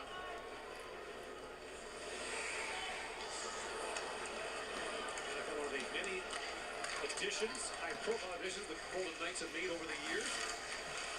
A team that does not leave the bat on their shoulder very often. Power play coming up for Vegas. Taken down by McCabe. Another penalty for Jake McCabe. Jake McCabe for tripping. And he and Hurdle having a conversation in the corner. McCabe got the slashing penalty where he broke Mark Stone's stick in the first, and the very reliable defenseman stumbles and gets tangled up with the feet of Tomas Hurdle, brings him down. He goes back. No, I don't lose my shit over stupid plays like Steve Dangle does. I don't write my team off, and then when they go on a 4-game winning streak, think they're the best team in the NHL. I don't ever give up. You're not wrong, Barbershop. That's why I turned it. I'm more interested in this game than the Calgary Flame, Chicago Blackhawk mean nothing game right now. Till the Flames get better. No. Good defense. Jack Eichel, 3 assists last night. Making all 3 Vegas goals in overtime win against LA. And skipped by Marner back down.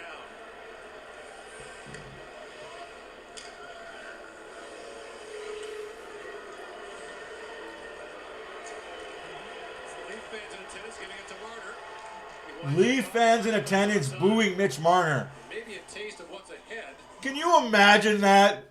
Leaf fans are in Vegas right now booing Mitch Marner. Get the hell out of here with that. I can't wait till Vegas goes to Toronto. I want to hear it. I want to hear it. Speaking of players coming back. January 27th. Brett Kulak and Stuart Skinner are coming back. Stuart Skinner will not be playing in that game.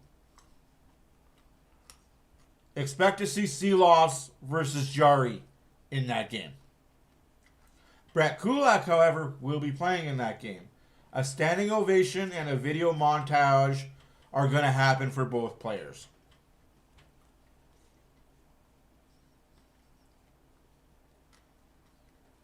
Unless the Oilers put up 6 or 7 against Seeloss, I don't expect to see Stuart Skinner in net. That looked offside. Trying to final run to that pass just out of his reach. Stone back the other way. 20 seconds to go in the Vegas power play. Eichel moves back in. Takes it back for Theodore. Pokes out to Hurdle. Oilers are still on a power play for another 50 seconds to start the third period.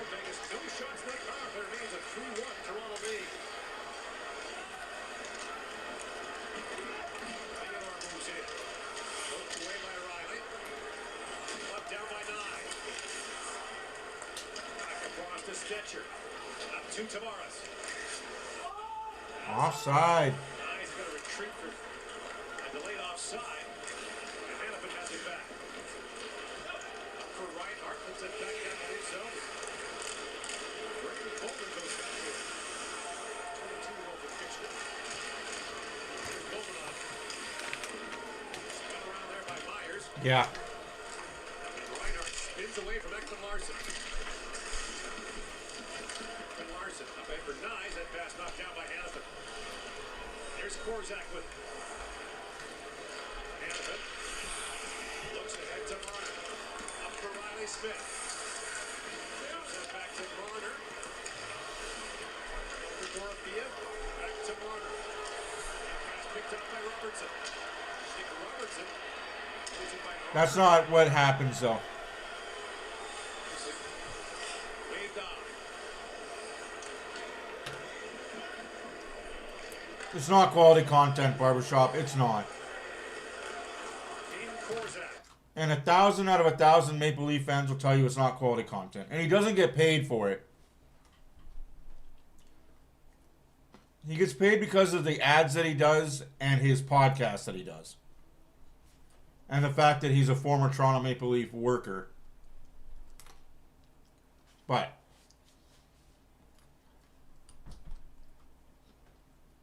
I respect him. I respect the hustle and the grind.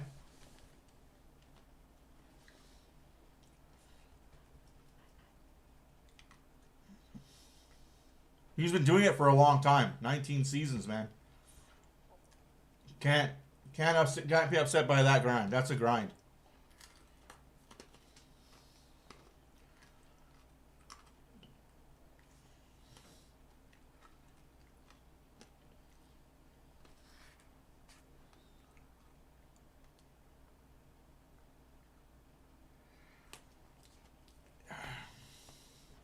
I'm not going to argue with you, man. Dude, it's not quality content. It's not. It's content, but it's not quality content.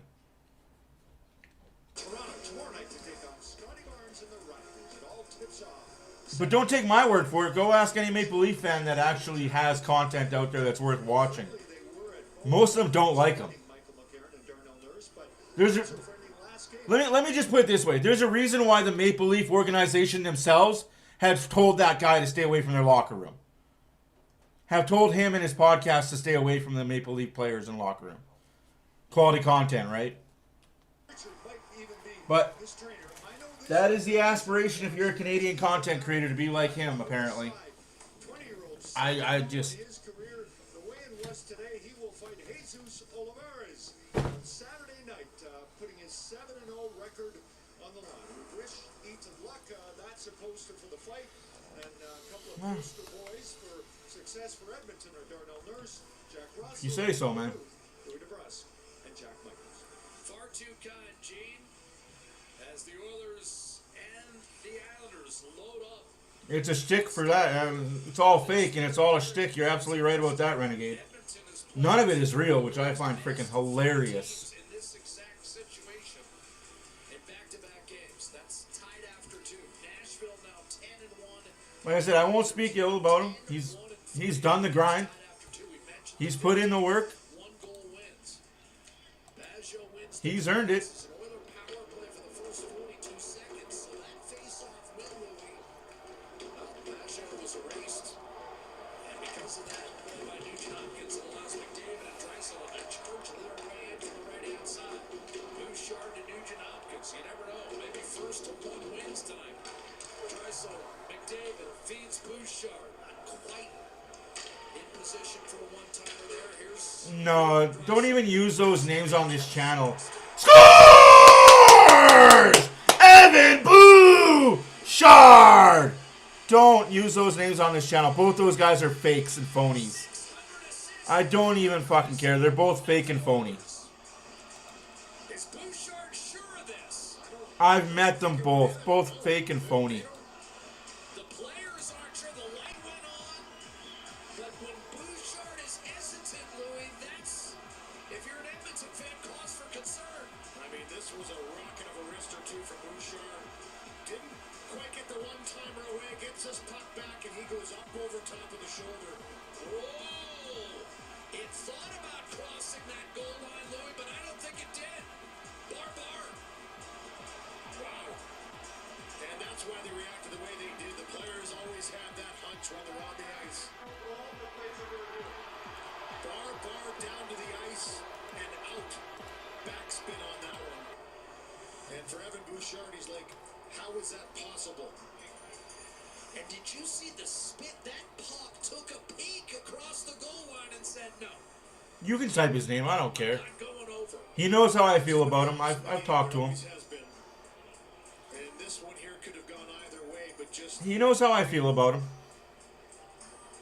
a microscopic difference of where that hits that bar decides which way that puck's going to bounce. I think this is no goal. Nope. After review, the call on the ice is confirmed, no goal. No goal on the ice. Damn. If I was an Oiler player, I would have put the puck in just for safe measures. Bar, and then down it goes, and back into Sorokin. And that's why there was confusion around the net right afterwards instead of a celebration. Should have put the puck in right away. That's always the two-word answer. Players know. So we stay no score. Here's Nugent Hopkins. Bouchard waits. McDavid, as the power play comes to an end, Draisaitl's snapshot was blocked. That looks a little late coming out. Here's Draisaitl trying to figure out across. McDavid kept him alive. Draisaitl one-timer kicks him in. Nice. Wow. Nothing still. Here's McDavid in front. Oilers are still buzzing, though.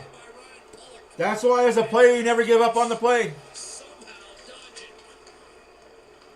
Yeah, he really does. Like, I don't get it. Was late getting out there, Louis, and it Okay, guys, here's a little inside information, and I don't even care that it's out there. A lot of my digs lately are at Stuart for real, and at Austin Hockey. You guys haven't noticed. Everything I say in my channel is a dig at them because I know they watch my videos. Yes, I know you watch, and it's okay. Now, there's a reason for that. I'm not part of their it club.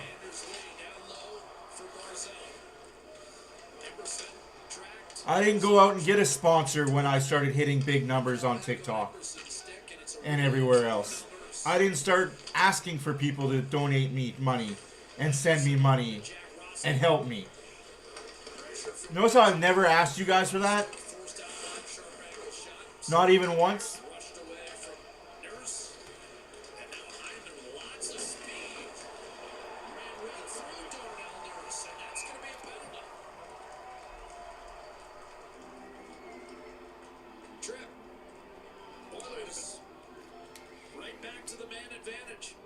Hey, Jerry, better late than never, buddy. How's it going? Shots are 27-16 for the Oilers. Nothing hockey game. Here's the face-off win I'm talking about. Just a great job by McDavid. He takes the... I try to keep it as real as possible, and I know I upset a lot of people. Like, guys, I know I upset you guys, and I say some shit I shouldn't say. And I know Barbershop and I get into heated discussions and debates. And I was actually thinking about this, Barbershop. Part of me wants to do a podcast with you. Honestly, part of me wants to do like a video podcast with you. Because we were both polar opposites on a lot. But I think we can find common ground with each other. Like, honestly, like, the way I am here is the way I am in real life. It just, I don't change. And the Oilers will have to give Chase some back-to-back power plays for Edmonton. Again, the league's best, and a shade under 34% coming in. McDavid on to Draisaitl, who has 11. McDavid with 9 to the net. Yeah, Snap back to Bouchard, can't hold his own. Weber, Saskatchewan. Damn. You're in the thick of it. Bouchard, who just hit 2 balls. I'm just saying, I think that would be an interesting point of view. Keeps it onside. Because I think you can agree, you and I are polar opposites in a lot of ways. But we do have common ground. Peering inside. Bouchard showing one-timer. Hits it. Fires. Saves. Sorokin. Rebound available. And Sorokin's got it. For just a You know what I mean? Like, Hyman had a swing or two. Now, when you're dealing with a penalty kill, it's having great sticks and making it difficult to make clean passes to restart to go to the shot.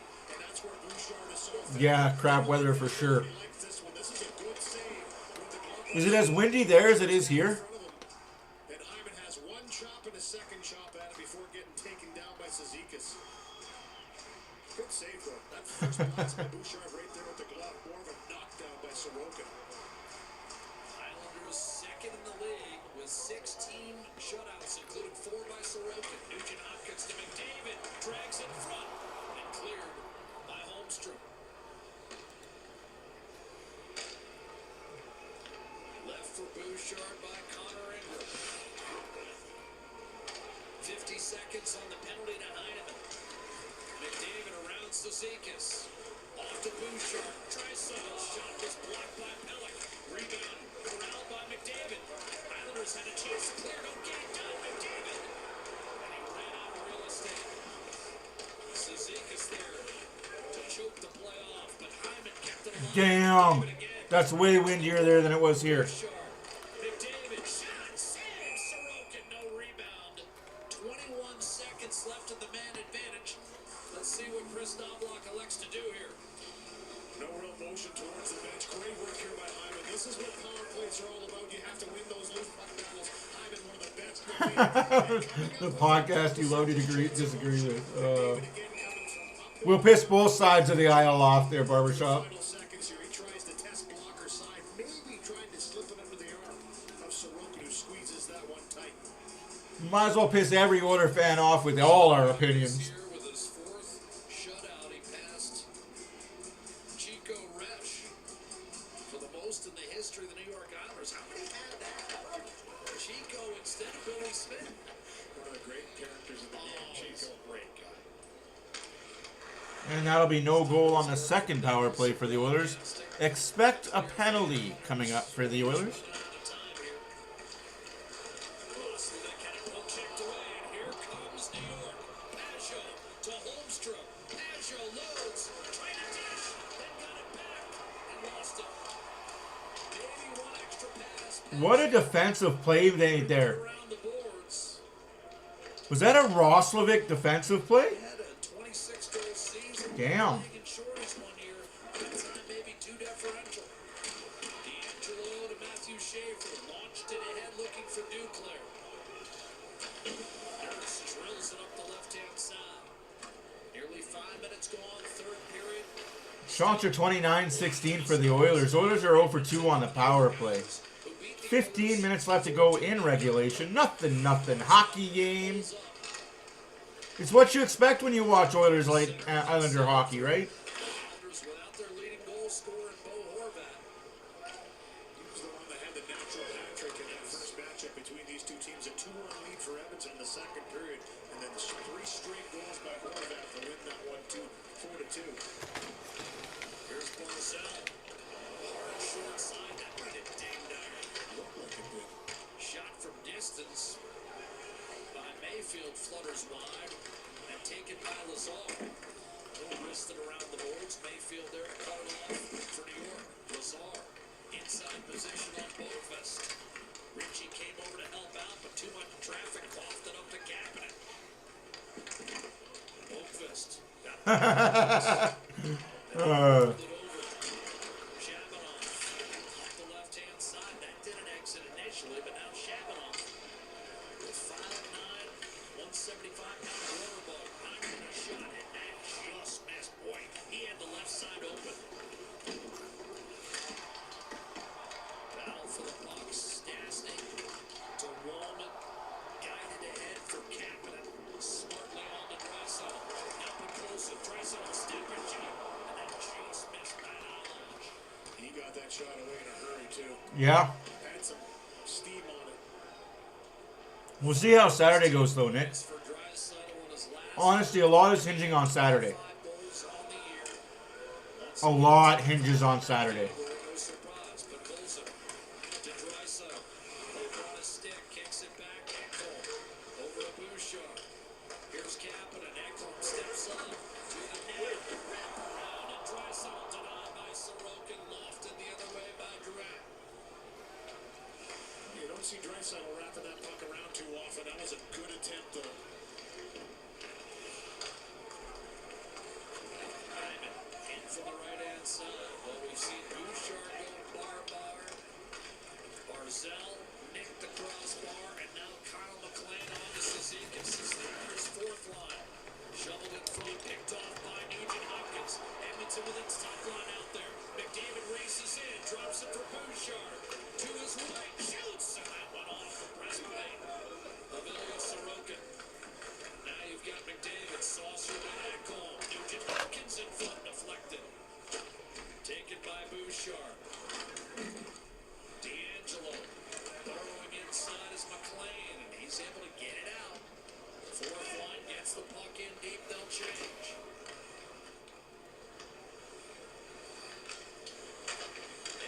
I wasn't complaining, I was just making a statement. Yeah, it's nuts how this team can turn it up, eh? I like it. I like that they've held the Islanders to 16 shots in the game so far.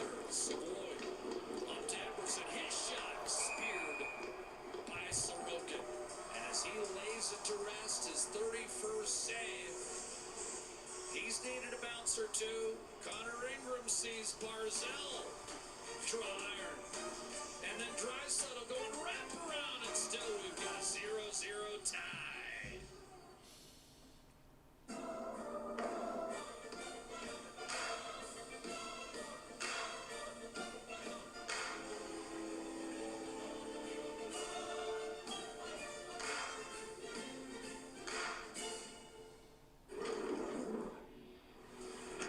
Feel the rush this hockey season and better.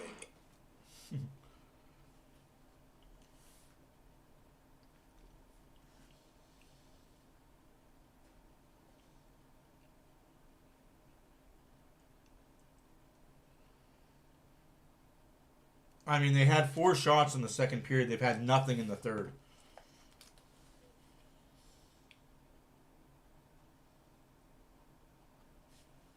Oilers had 13 in the second period and have had 7 already in the third.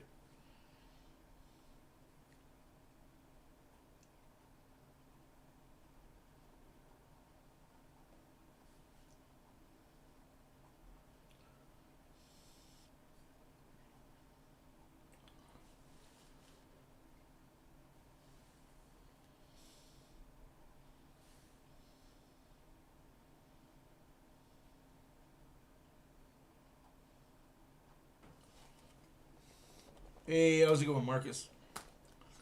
Let's go Oilers indeed. They're shooting enough. They just got to buy a goal. I'd like to buy a goal there. Pat? Mr. Sajak, can I buy a goal? No. No goals for you. Schaefer with a solid hit. Yeah, skates as well as Schaefer. You have to take your opportunities to get some licks on them, and this is a good one by Pop goals. And a little bit of a rougher night at Winnipeg. A dub would be nice. Toronto's helping out beating Vegas right now, but a dub would be absolutely preferred. The puck ever followed him around. Reminds me of the chirp you took. We'll get to it in a moment. Louis took a good chirp the other day. I want to relay it. 3-2. Toronto over Vegas. Expendable dasher boards in Chicago. And how much he enjoyed it. Matthias Ekholm didn't like that comment, did he? He said, yeah, you liked it because you're on the forecheck.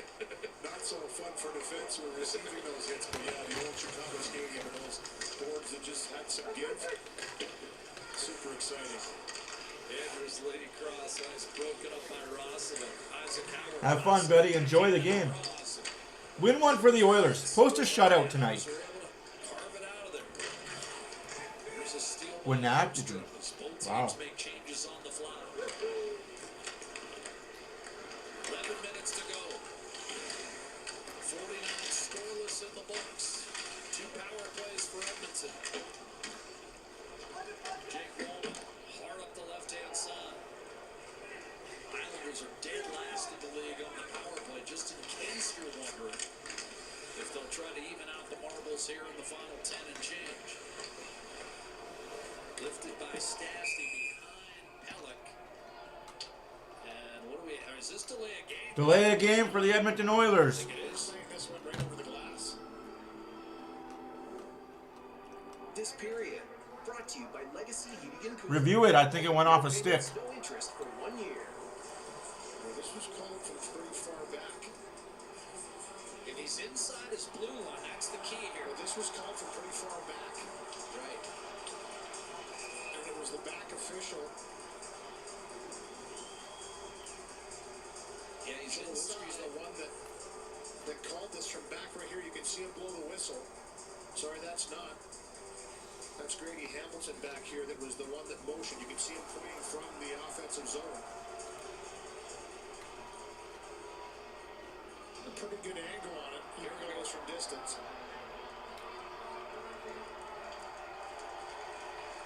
They're challenging. They are challenging. And this is a rule change. So this is all about the video now. Are we going to be able to see a look that's going to take this penalty away? Challenging.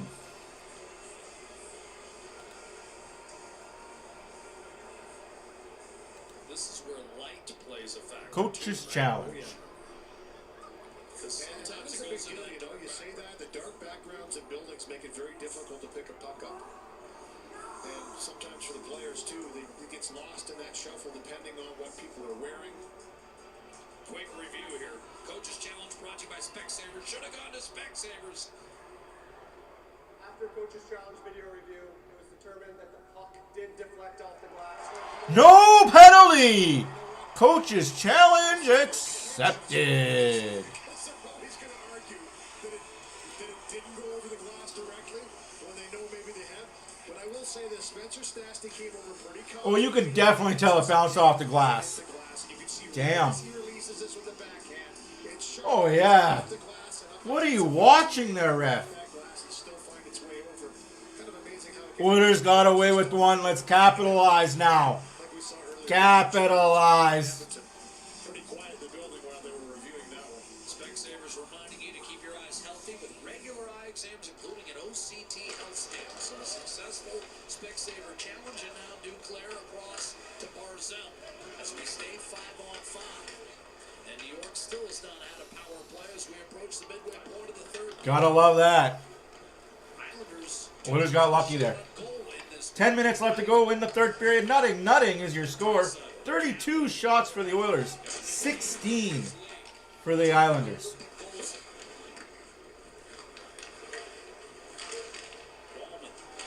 Gotta take that shot, Wallman. Gotta take that shot. In the midst of a 7-game trip, this is game 4. Pella looking, waiting, feathering one down low into traffic. I thought that went in.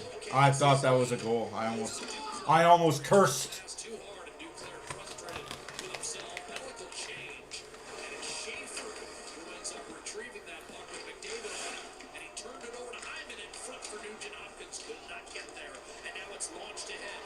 Scooped up by Pajot. He's going to wait for help with that goal on him. And it arrives in the form of Schaefer, who somehow got right back down there. What did he take, about 3 strides? I mean, Kids Fortune could do it from 200 feet. here's Pollard. Schaefer wanders down low. Over to Jonathan Duran. Pajot shoots wide. Rebound Schaefer. He and Nugent Hopkins grapple for puck possession. Pajot again from distance. Schaefer. Pajot. Pollard. The big one-timer wide. He can just hammer the puck. Nugent Hopkins looking for the home run. Instead of McDavid. Tries to ball his way on net. Connor McDavid, you silly, silly man. Right through Ryan Pollard. And he just couldn't get close on that chance. He did swipe at it, but he just kind of grazes the puck. Otherwise, that would have been an even better chance. How about that power move? Here's Emerson driving it in. Up the right-hand side, Boqvist, and now Now that's a penalty against the Islanders. no official indication as of yet. Oh, shit. Islander fans will be pissed about that. That's puck over glass for sure. David stopped on the hard drive by Sorokin. They're saying it went off glass, no penalty. It went off glass. Oh, wow. So now they're going to try and say it went off glass. That's interesting. When it comes to our love for hockey and the refreshing taste of Twisted Tea, we're all on the same team. Twisted Tea, hard iced tea. Good time. Another coach's challenge coming? Yes. What? What? Another coach's challenge coming, maybe?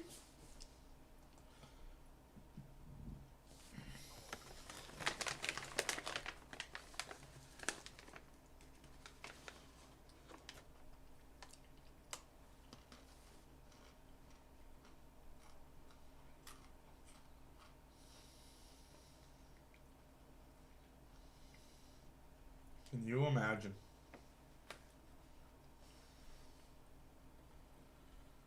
Hey, buddy! Hey, Sorokin standing on his head. No, that went off glass. For sure that went off glass. But there is a power play coming for New York. We can all feel it.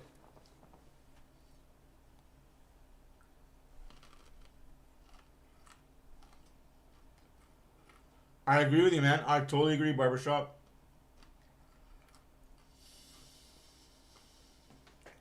Motherfuck.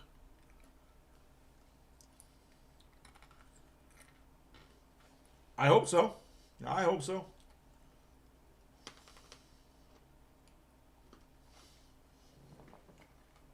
Culver, it's Matthias Janmark. Watch this as this puck is cleared up the ice. Right here, the tip of the stick. Oh, I hit his stick. Flex it up over the glass. Janmark, get your stick down, man. Hit Janmark's stick en route. Janmark, stone face, I didn't touch it. A good call. Oilers won't win? Oh, yeah. Draisaitl wins the face-off. Nurse looking for a lane. Oilers win tonight, and we win all 3 games tomorrow night, Dave. Now has it for Wall. Nurse loading up, shooting one. Sorokin rebound, Campbell. Meet people in front of Sorokin when that shot's coming from the blue line. Nobody to be seen. Stopped on his drive. Here's Draisaitl against Schaefer. Trying to put it through his skates, and then Draisaitl. Like I said, power play was coming. New York Islanders power play. Go to the box. Islander power play. Draisaitl, 2 minutes for tripping. Alberta wins with Play Alberta. Can't challenge that. Download the app to start playing today.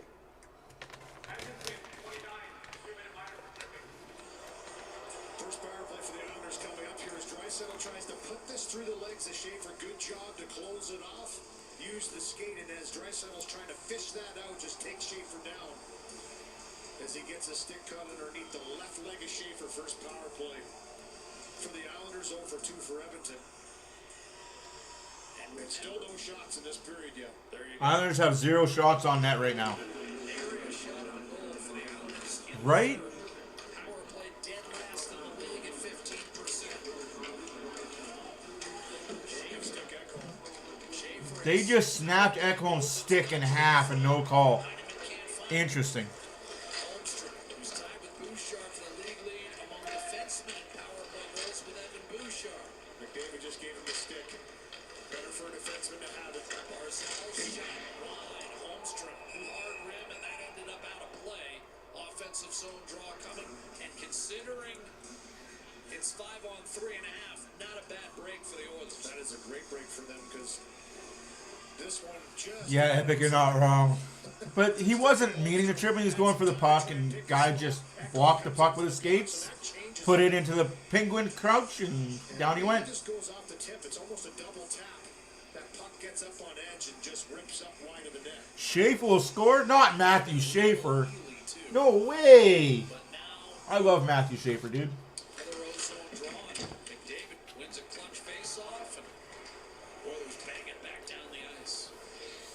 Edmonton penalty kill 23 for its last 25, 92% over the last 10 games.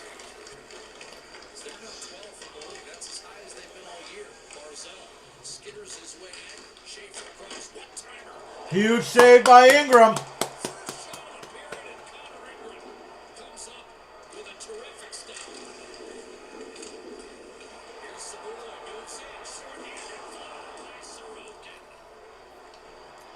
Goaltenders again shine. Ritchie nearly overran it. Spun away from Savoy to keep it alive for Heineman. Heineman looked like he got most of that one-timer, Louis. Quickness, too. He got away in a hurry. That's what made it dangerous. Ritchie. Schaefer. Ritchie. Barzell. Here's inside. Circles. Gliding. In front, Ritchie. Timer scores. Ripped home by Anthony. Oilers on a power play.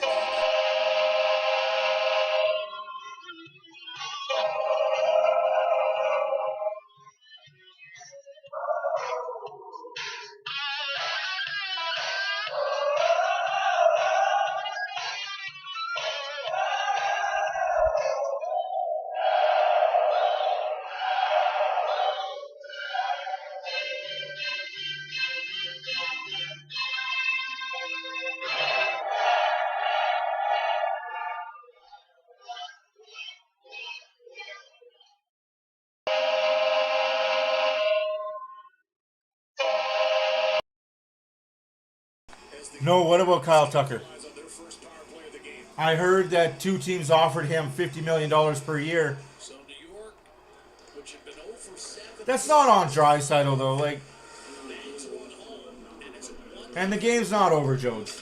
6 minutes. They got to get one. You had to get one to win the game. Second shutout career against the Oilers. McDavid, Holy fuck, you guys are just all sort of negative as soon as a goal goes in. cleared, didn't get it done. 6 minutes left to go in the third period. Oilers had their top players out there. McDavid, Draisaitl. Did he sign with the Dodgers, or was it just a number they threw out there? McDavid soft chip back to Bouchard. He'll challenge Hyman. Forced out wide by Bullock. Miller comes over to challenge. Draisaitl against Gatko. Gatko. Bullock to the middle, and McLean flips it safely back to the Oiler blue line. Quick change for the Islanders. Bouchard races back in. On to Connor McDavid. Remember, he's got a 28-point streak on the line. Draisaitl across. Bouchard shot. Saves Sorokin. Wasn't sure, but he had it. Damn. He's been perfect on 35 tonight. We've seen this before.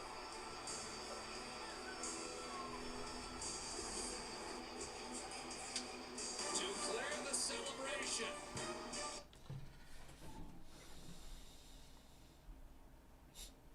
How the hell do they have, like... No, it's not us Oiler fan. It's just one Oiler fan. How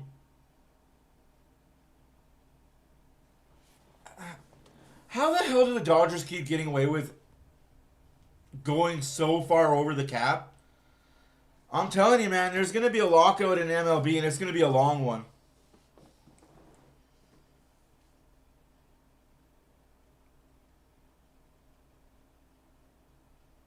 Yeah, I don't get that either, man. I'm with you, man. I don't get it. The guy was going for a puck and got a foot. Like, it happens. You knew that a call was coming for the Oilers regardless of what the call was. There was going to be an even up call made. Now,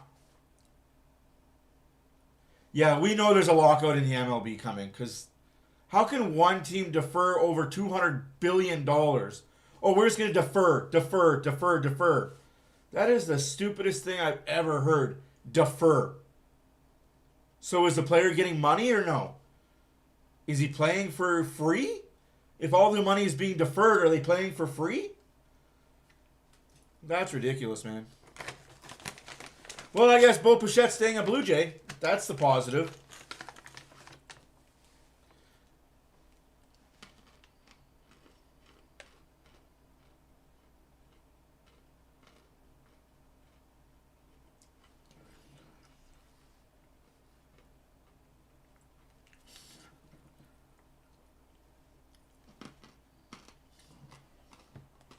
Jam plays around Sorokin. When a goaltender's playing this well and seeing everything, you have to make it difficult. Great screen by Hyman. He still finds it. Backdoor. Look at him. So what if they do, Barbershop? Still a playoff team. To continue to get a presence in front of Sorokin and get puck they're going to get one by him.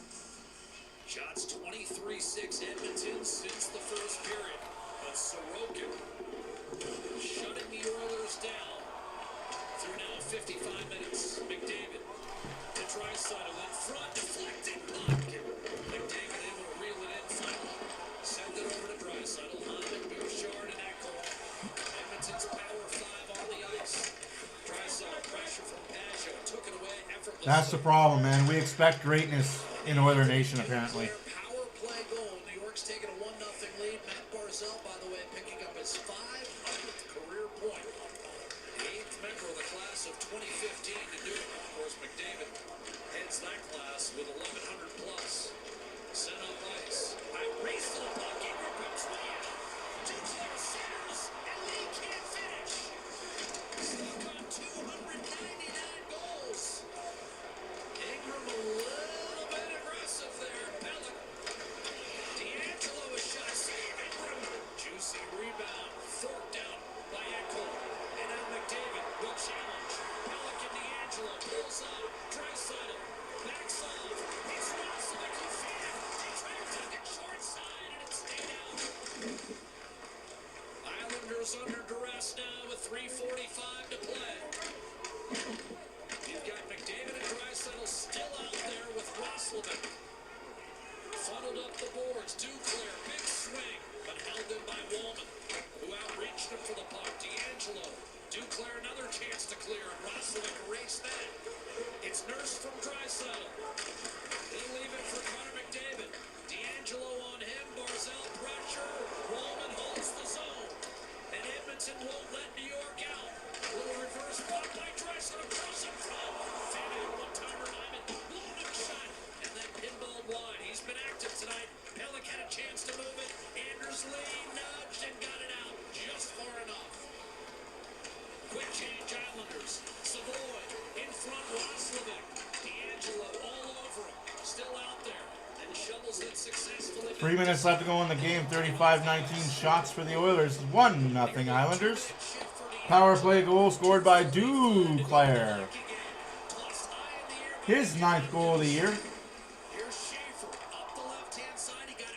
Assisted by Ritchie and Barzal. With 2:36 to go. Century Casino. All in, all games, all season. Century Casino. Great locations in Edmonton, St. Albert, and Century Mile Racetrack. Welcome to the Winner's Zone. Great pressure. Here's that chance by Duclair, who has the 1-0 goal in this third period. As a good defensive play by Bouchard. Strong on the stick in front. The way Sorokin's playing, he probably saved the game right there. I got enough faith for everybody in this team, apparently. 3 to play. The way that guy's playing, I don't like your chances He at took all. the gamble. He took the gamble to get out there with the speedy Duclair. He had a 49 save shutout on Long Island a few years back. Trying to bagel the Oilers again. Emerson under pressure, but Colson. Emerson jousting against McLean. Won that battle. Nugent Hopkins absorbs the hit from Mayfield. Now Kapanen. Stastny a shot. And that stayed out. Rebound. McLean will have a chance to clear. Jittery with the puck. But Colson won the battle. Kapanen hard rim around. Onto the ice. Bouchard will hold his own. Zizekas glides over to cut it off and clear it back to center. We've got 2 minutes to play. Now the Oilers' top players will start funneling onto the ice eventually. McDavid's the first of them, and it's whacked away by Mayfield, and now Edmonton will change. 1:45 to go. We'll keep an eye on Ingram. New York 1, Edmonton no score. Draisaitl shoots it in. Ingram to the bench. 6-on-5. Bouchard did not get a handle on that puck, and now you've got Tranowski into the corner. Roslovic on to Bouchard. Hacked away by Tran. Over to Holmstrom. The net's empty. He shoots. Blocked by Ekholm. He was taken down. Pajot able to grab the puck back for the Islanders. Holmstrom with the net empty. Fires wildly high. Pellick dishes down low and then recovered by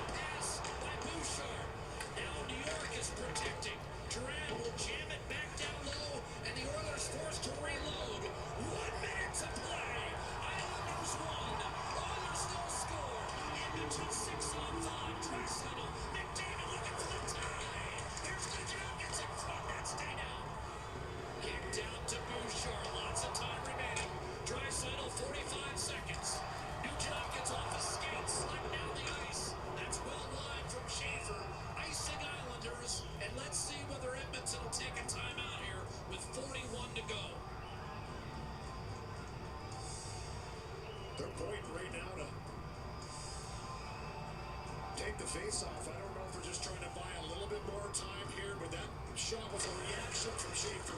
Just a little pick-off and went down to Ace, missing it wide for the icing. This is the scramble with an open net. I mean, talk about desperation. Great job by Pellick to get in there, try and keep this away. That was a definite breakaway from McDavid with that stick that he denies on the breakout.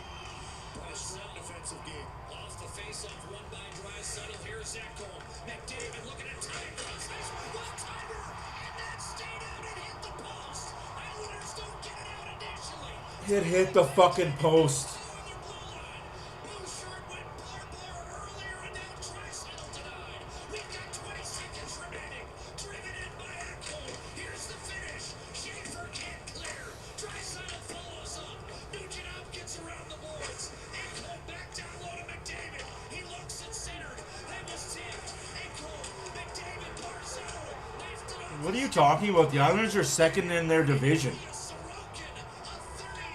What are you fucking talking about, Jodes? The Islanders are second in their division. They are a playoff team. The Oilers are a playoff team. It was a good fucking game by two good fucking teams. Good God. I don't understand you Oilers fans at all, man. Like, holy crap. Guys, it was a good fucking game played by two good freaking teams. Nothing to be upset by. It came down to a power play goal.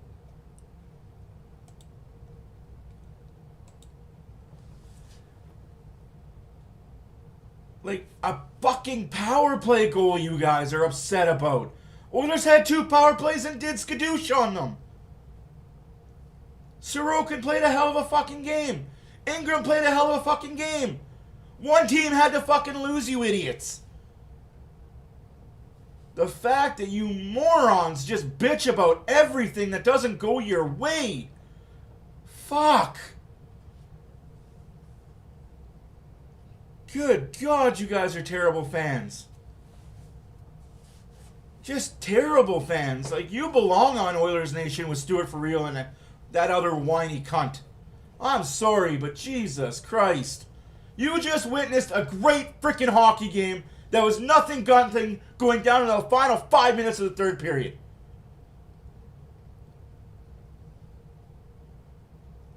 Absolutely. But that's a penalty that happens 7 out of 7 times in games.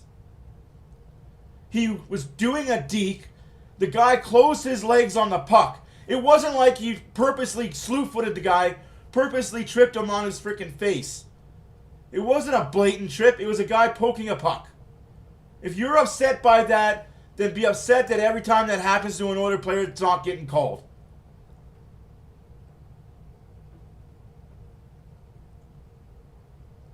It's so stupid that you guys are so negative. That's okay to mess up your money. That's why I don't bet on the Oilers. That is one team I avoid betting on at all costs. I don't care if they're a favorite by 100 points. I will not bet the Oilers.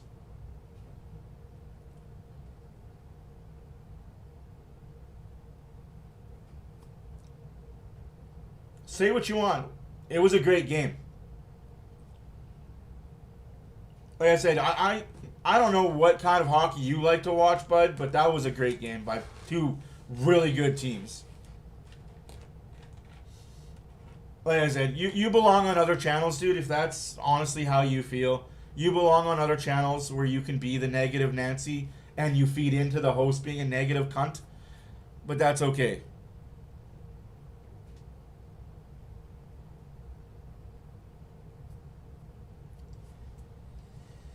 Oh, I get it. I get it, man. It's just, it's frustrating that we lose a game and it's whatever. It is what it is. You can play that game 11 more times and the Oilers are going to win 9 of them. It is what it is. Get a goal on the power play. How about just because you think the puck goes in the net, you put the puck in the net? Just because you think the light went off and the guy behind the net saw it go in, you make sure that puck goes in. You leave no freaking doubt. Like you said earlier, Barbershop, You're on a line with McDavid, crash the net. Hyman, Hawkins, crash the net. Make sure that puck goes in.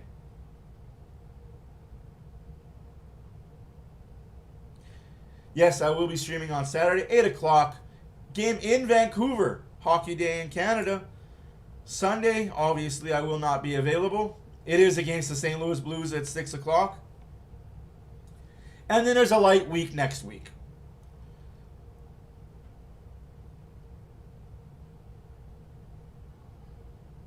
Hey, Jodes, you're asking too much, man.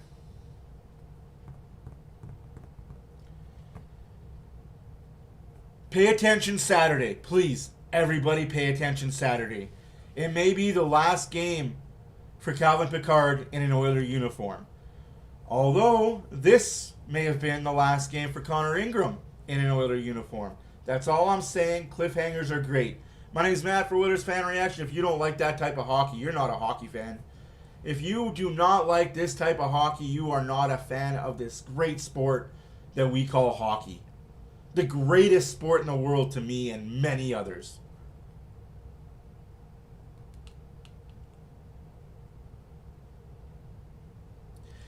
The answer is yes. The answer is yes, and it's not even close. Here's the other answer I'm going to give you. The Oilers don't care about first place in a division. They don't. As somebody that speaks to people inside the organization semi-regularly, I'm not going to say I speak to this person every day, but I speak to them at least twice, sometimes 3 times a week if there's a lot of interesting stuff going on, like there is this weekend. The Oilers don't care about first place in the Pacific Division. They don't care about second place in the Pacific Division. They don't even care about third. They don't care if they're wild card 1, wild card 2. They're going to make the playoffs. They're going to be in round 1. They're going to play somebody. They're going to win against somebody. They're going to be healthy when they do it. They're going to go into round 2 and be healthy and play somebody else. Then, for the shits and the giggles, they're going to play in round 3 against a beat-up team. May it be the Dallas Stars, the Minnesota Wild. But they're going to go in and play that somebody too. They're going to go to the finals and play somebody out of the East. May it be a Tampa Bay. Could it be the New York Islanders? Who knows?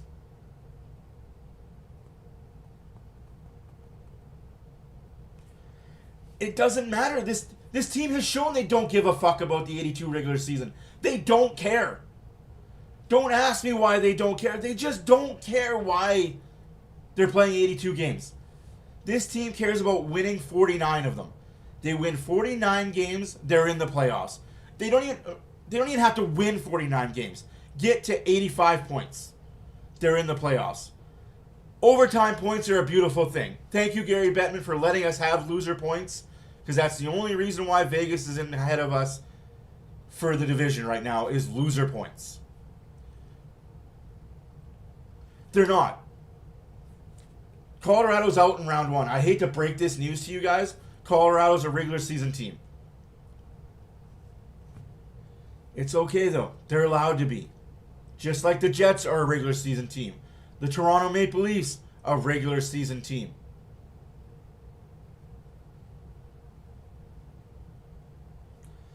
They went hard in the playoffs because they had to beat teams like LA who injured our players.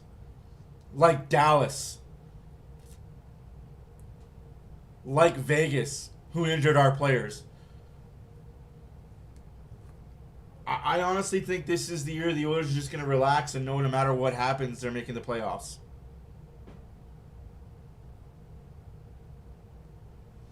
That's fine, Jodes. Like I said. See you Saturday, buddy. Like I said, Jodes, you can disagree, but this team is making the playoffs. The Pacific Division is having 5 teams out of their division make the playoffs. Tell me I'm wrong. Yes, the Central, top 3 dogs in the Central are beasts. But after that, it drops off to worst in the West. The Pacific Division will have 5 playoff teams. The Central will have 3. Do the Oilers want to avoid playing Colorado round 1? Yes. Absolutely. So getting the first wild card or third in the division would be a bonus for this team. Then they can avoid a Colorado, Dallas until the round 3.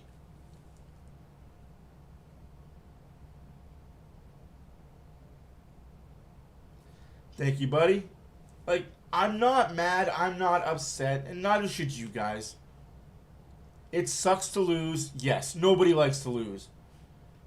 But you lost 1-0 to a really good team that has a really good goalie. Who makes a lot of freaking money. Imagine that. Another Russian goalie that makes a lot of money to make saves. If only the Oilers adopted that situation. Overpay for a goalie to be good. Not underpay a goalie to be okay. My name's Matt, Oilers Fan Reaction. I'll catch you guys on Saturday, 8 o'clock against the Vancouver Canucks. It is Hockey Day in Canada. I will be watching a lot of hockey that day. Also, I'm going to be watching the Maple Leafs and Golden Knights third period.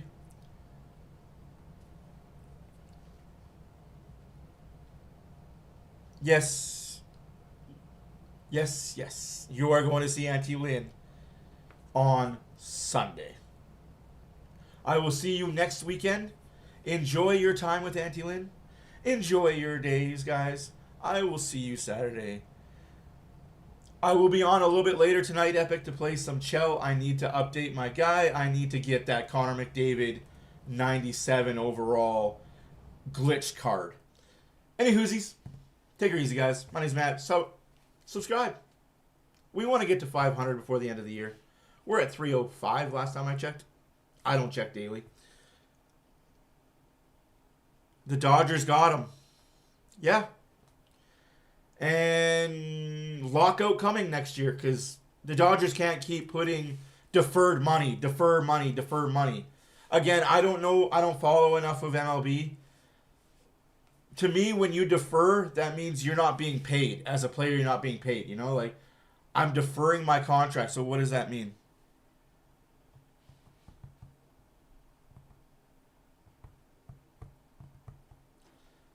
Like, that means you're not being paid? So you're playing for free?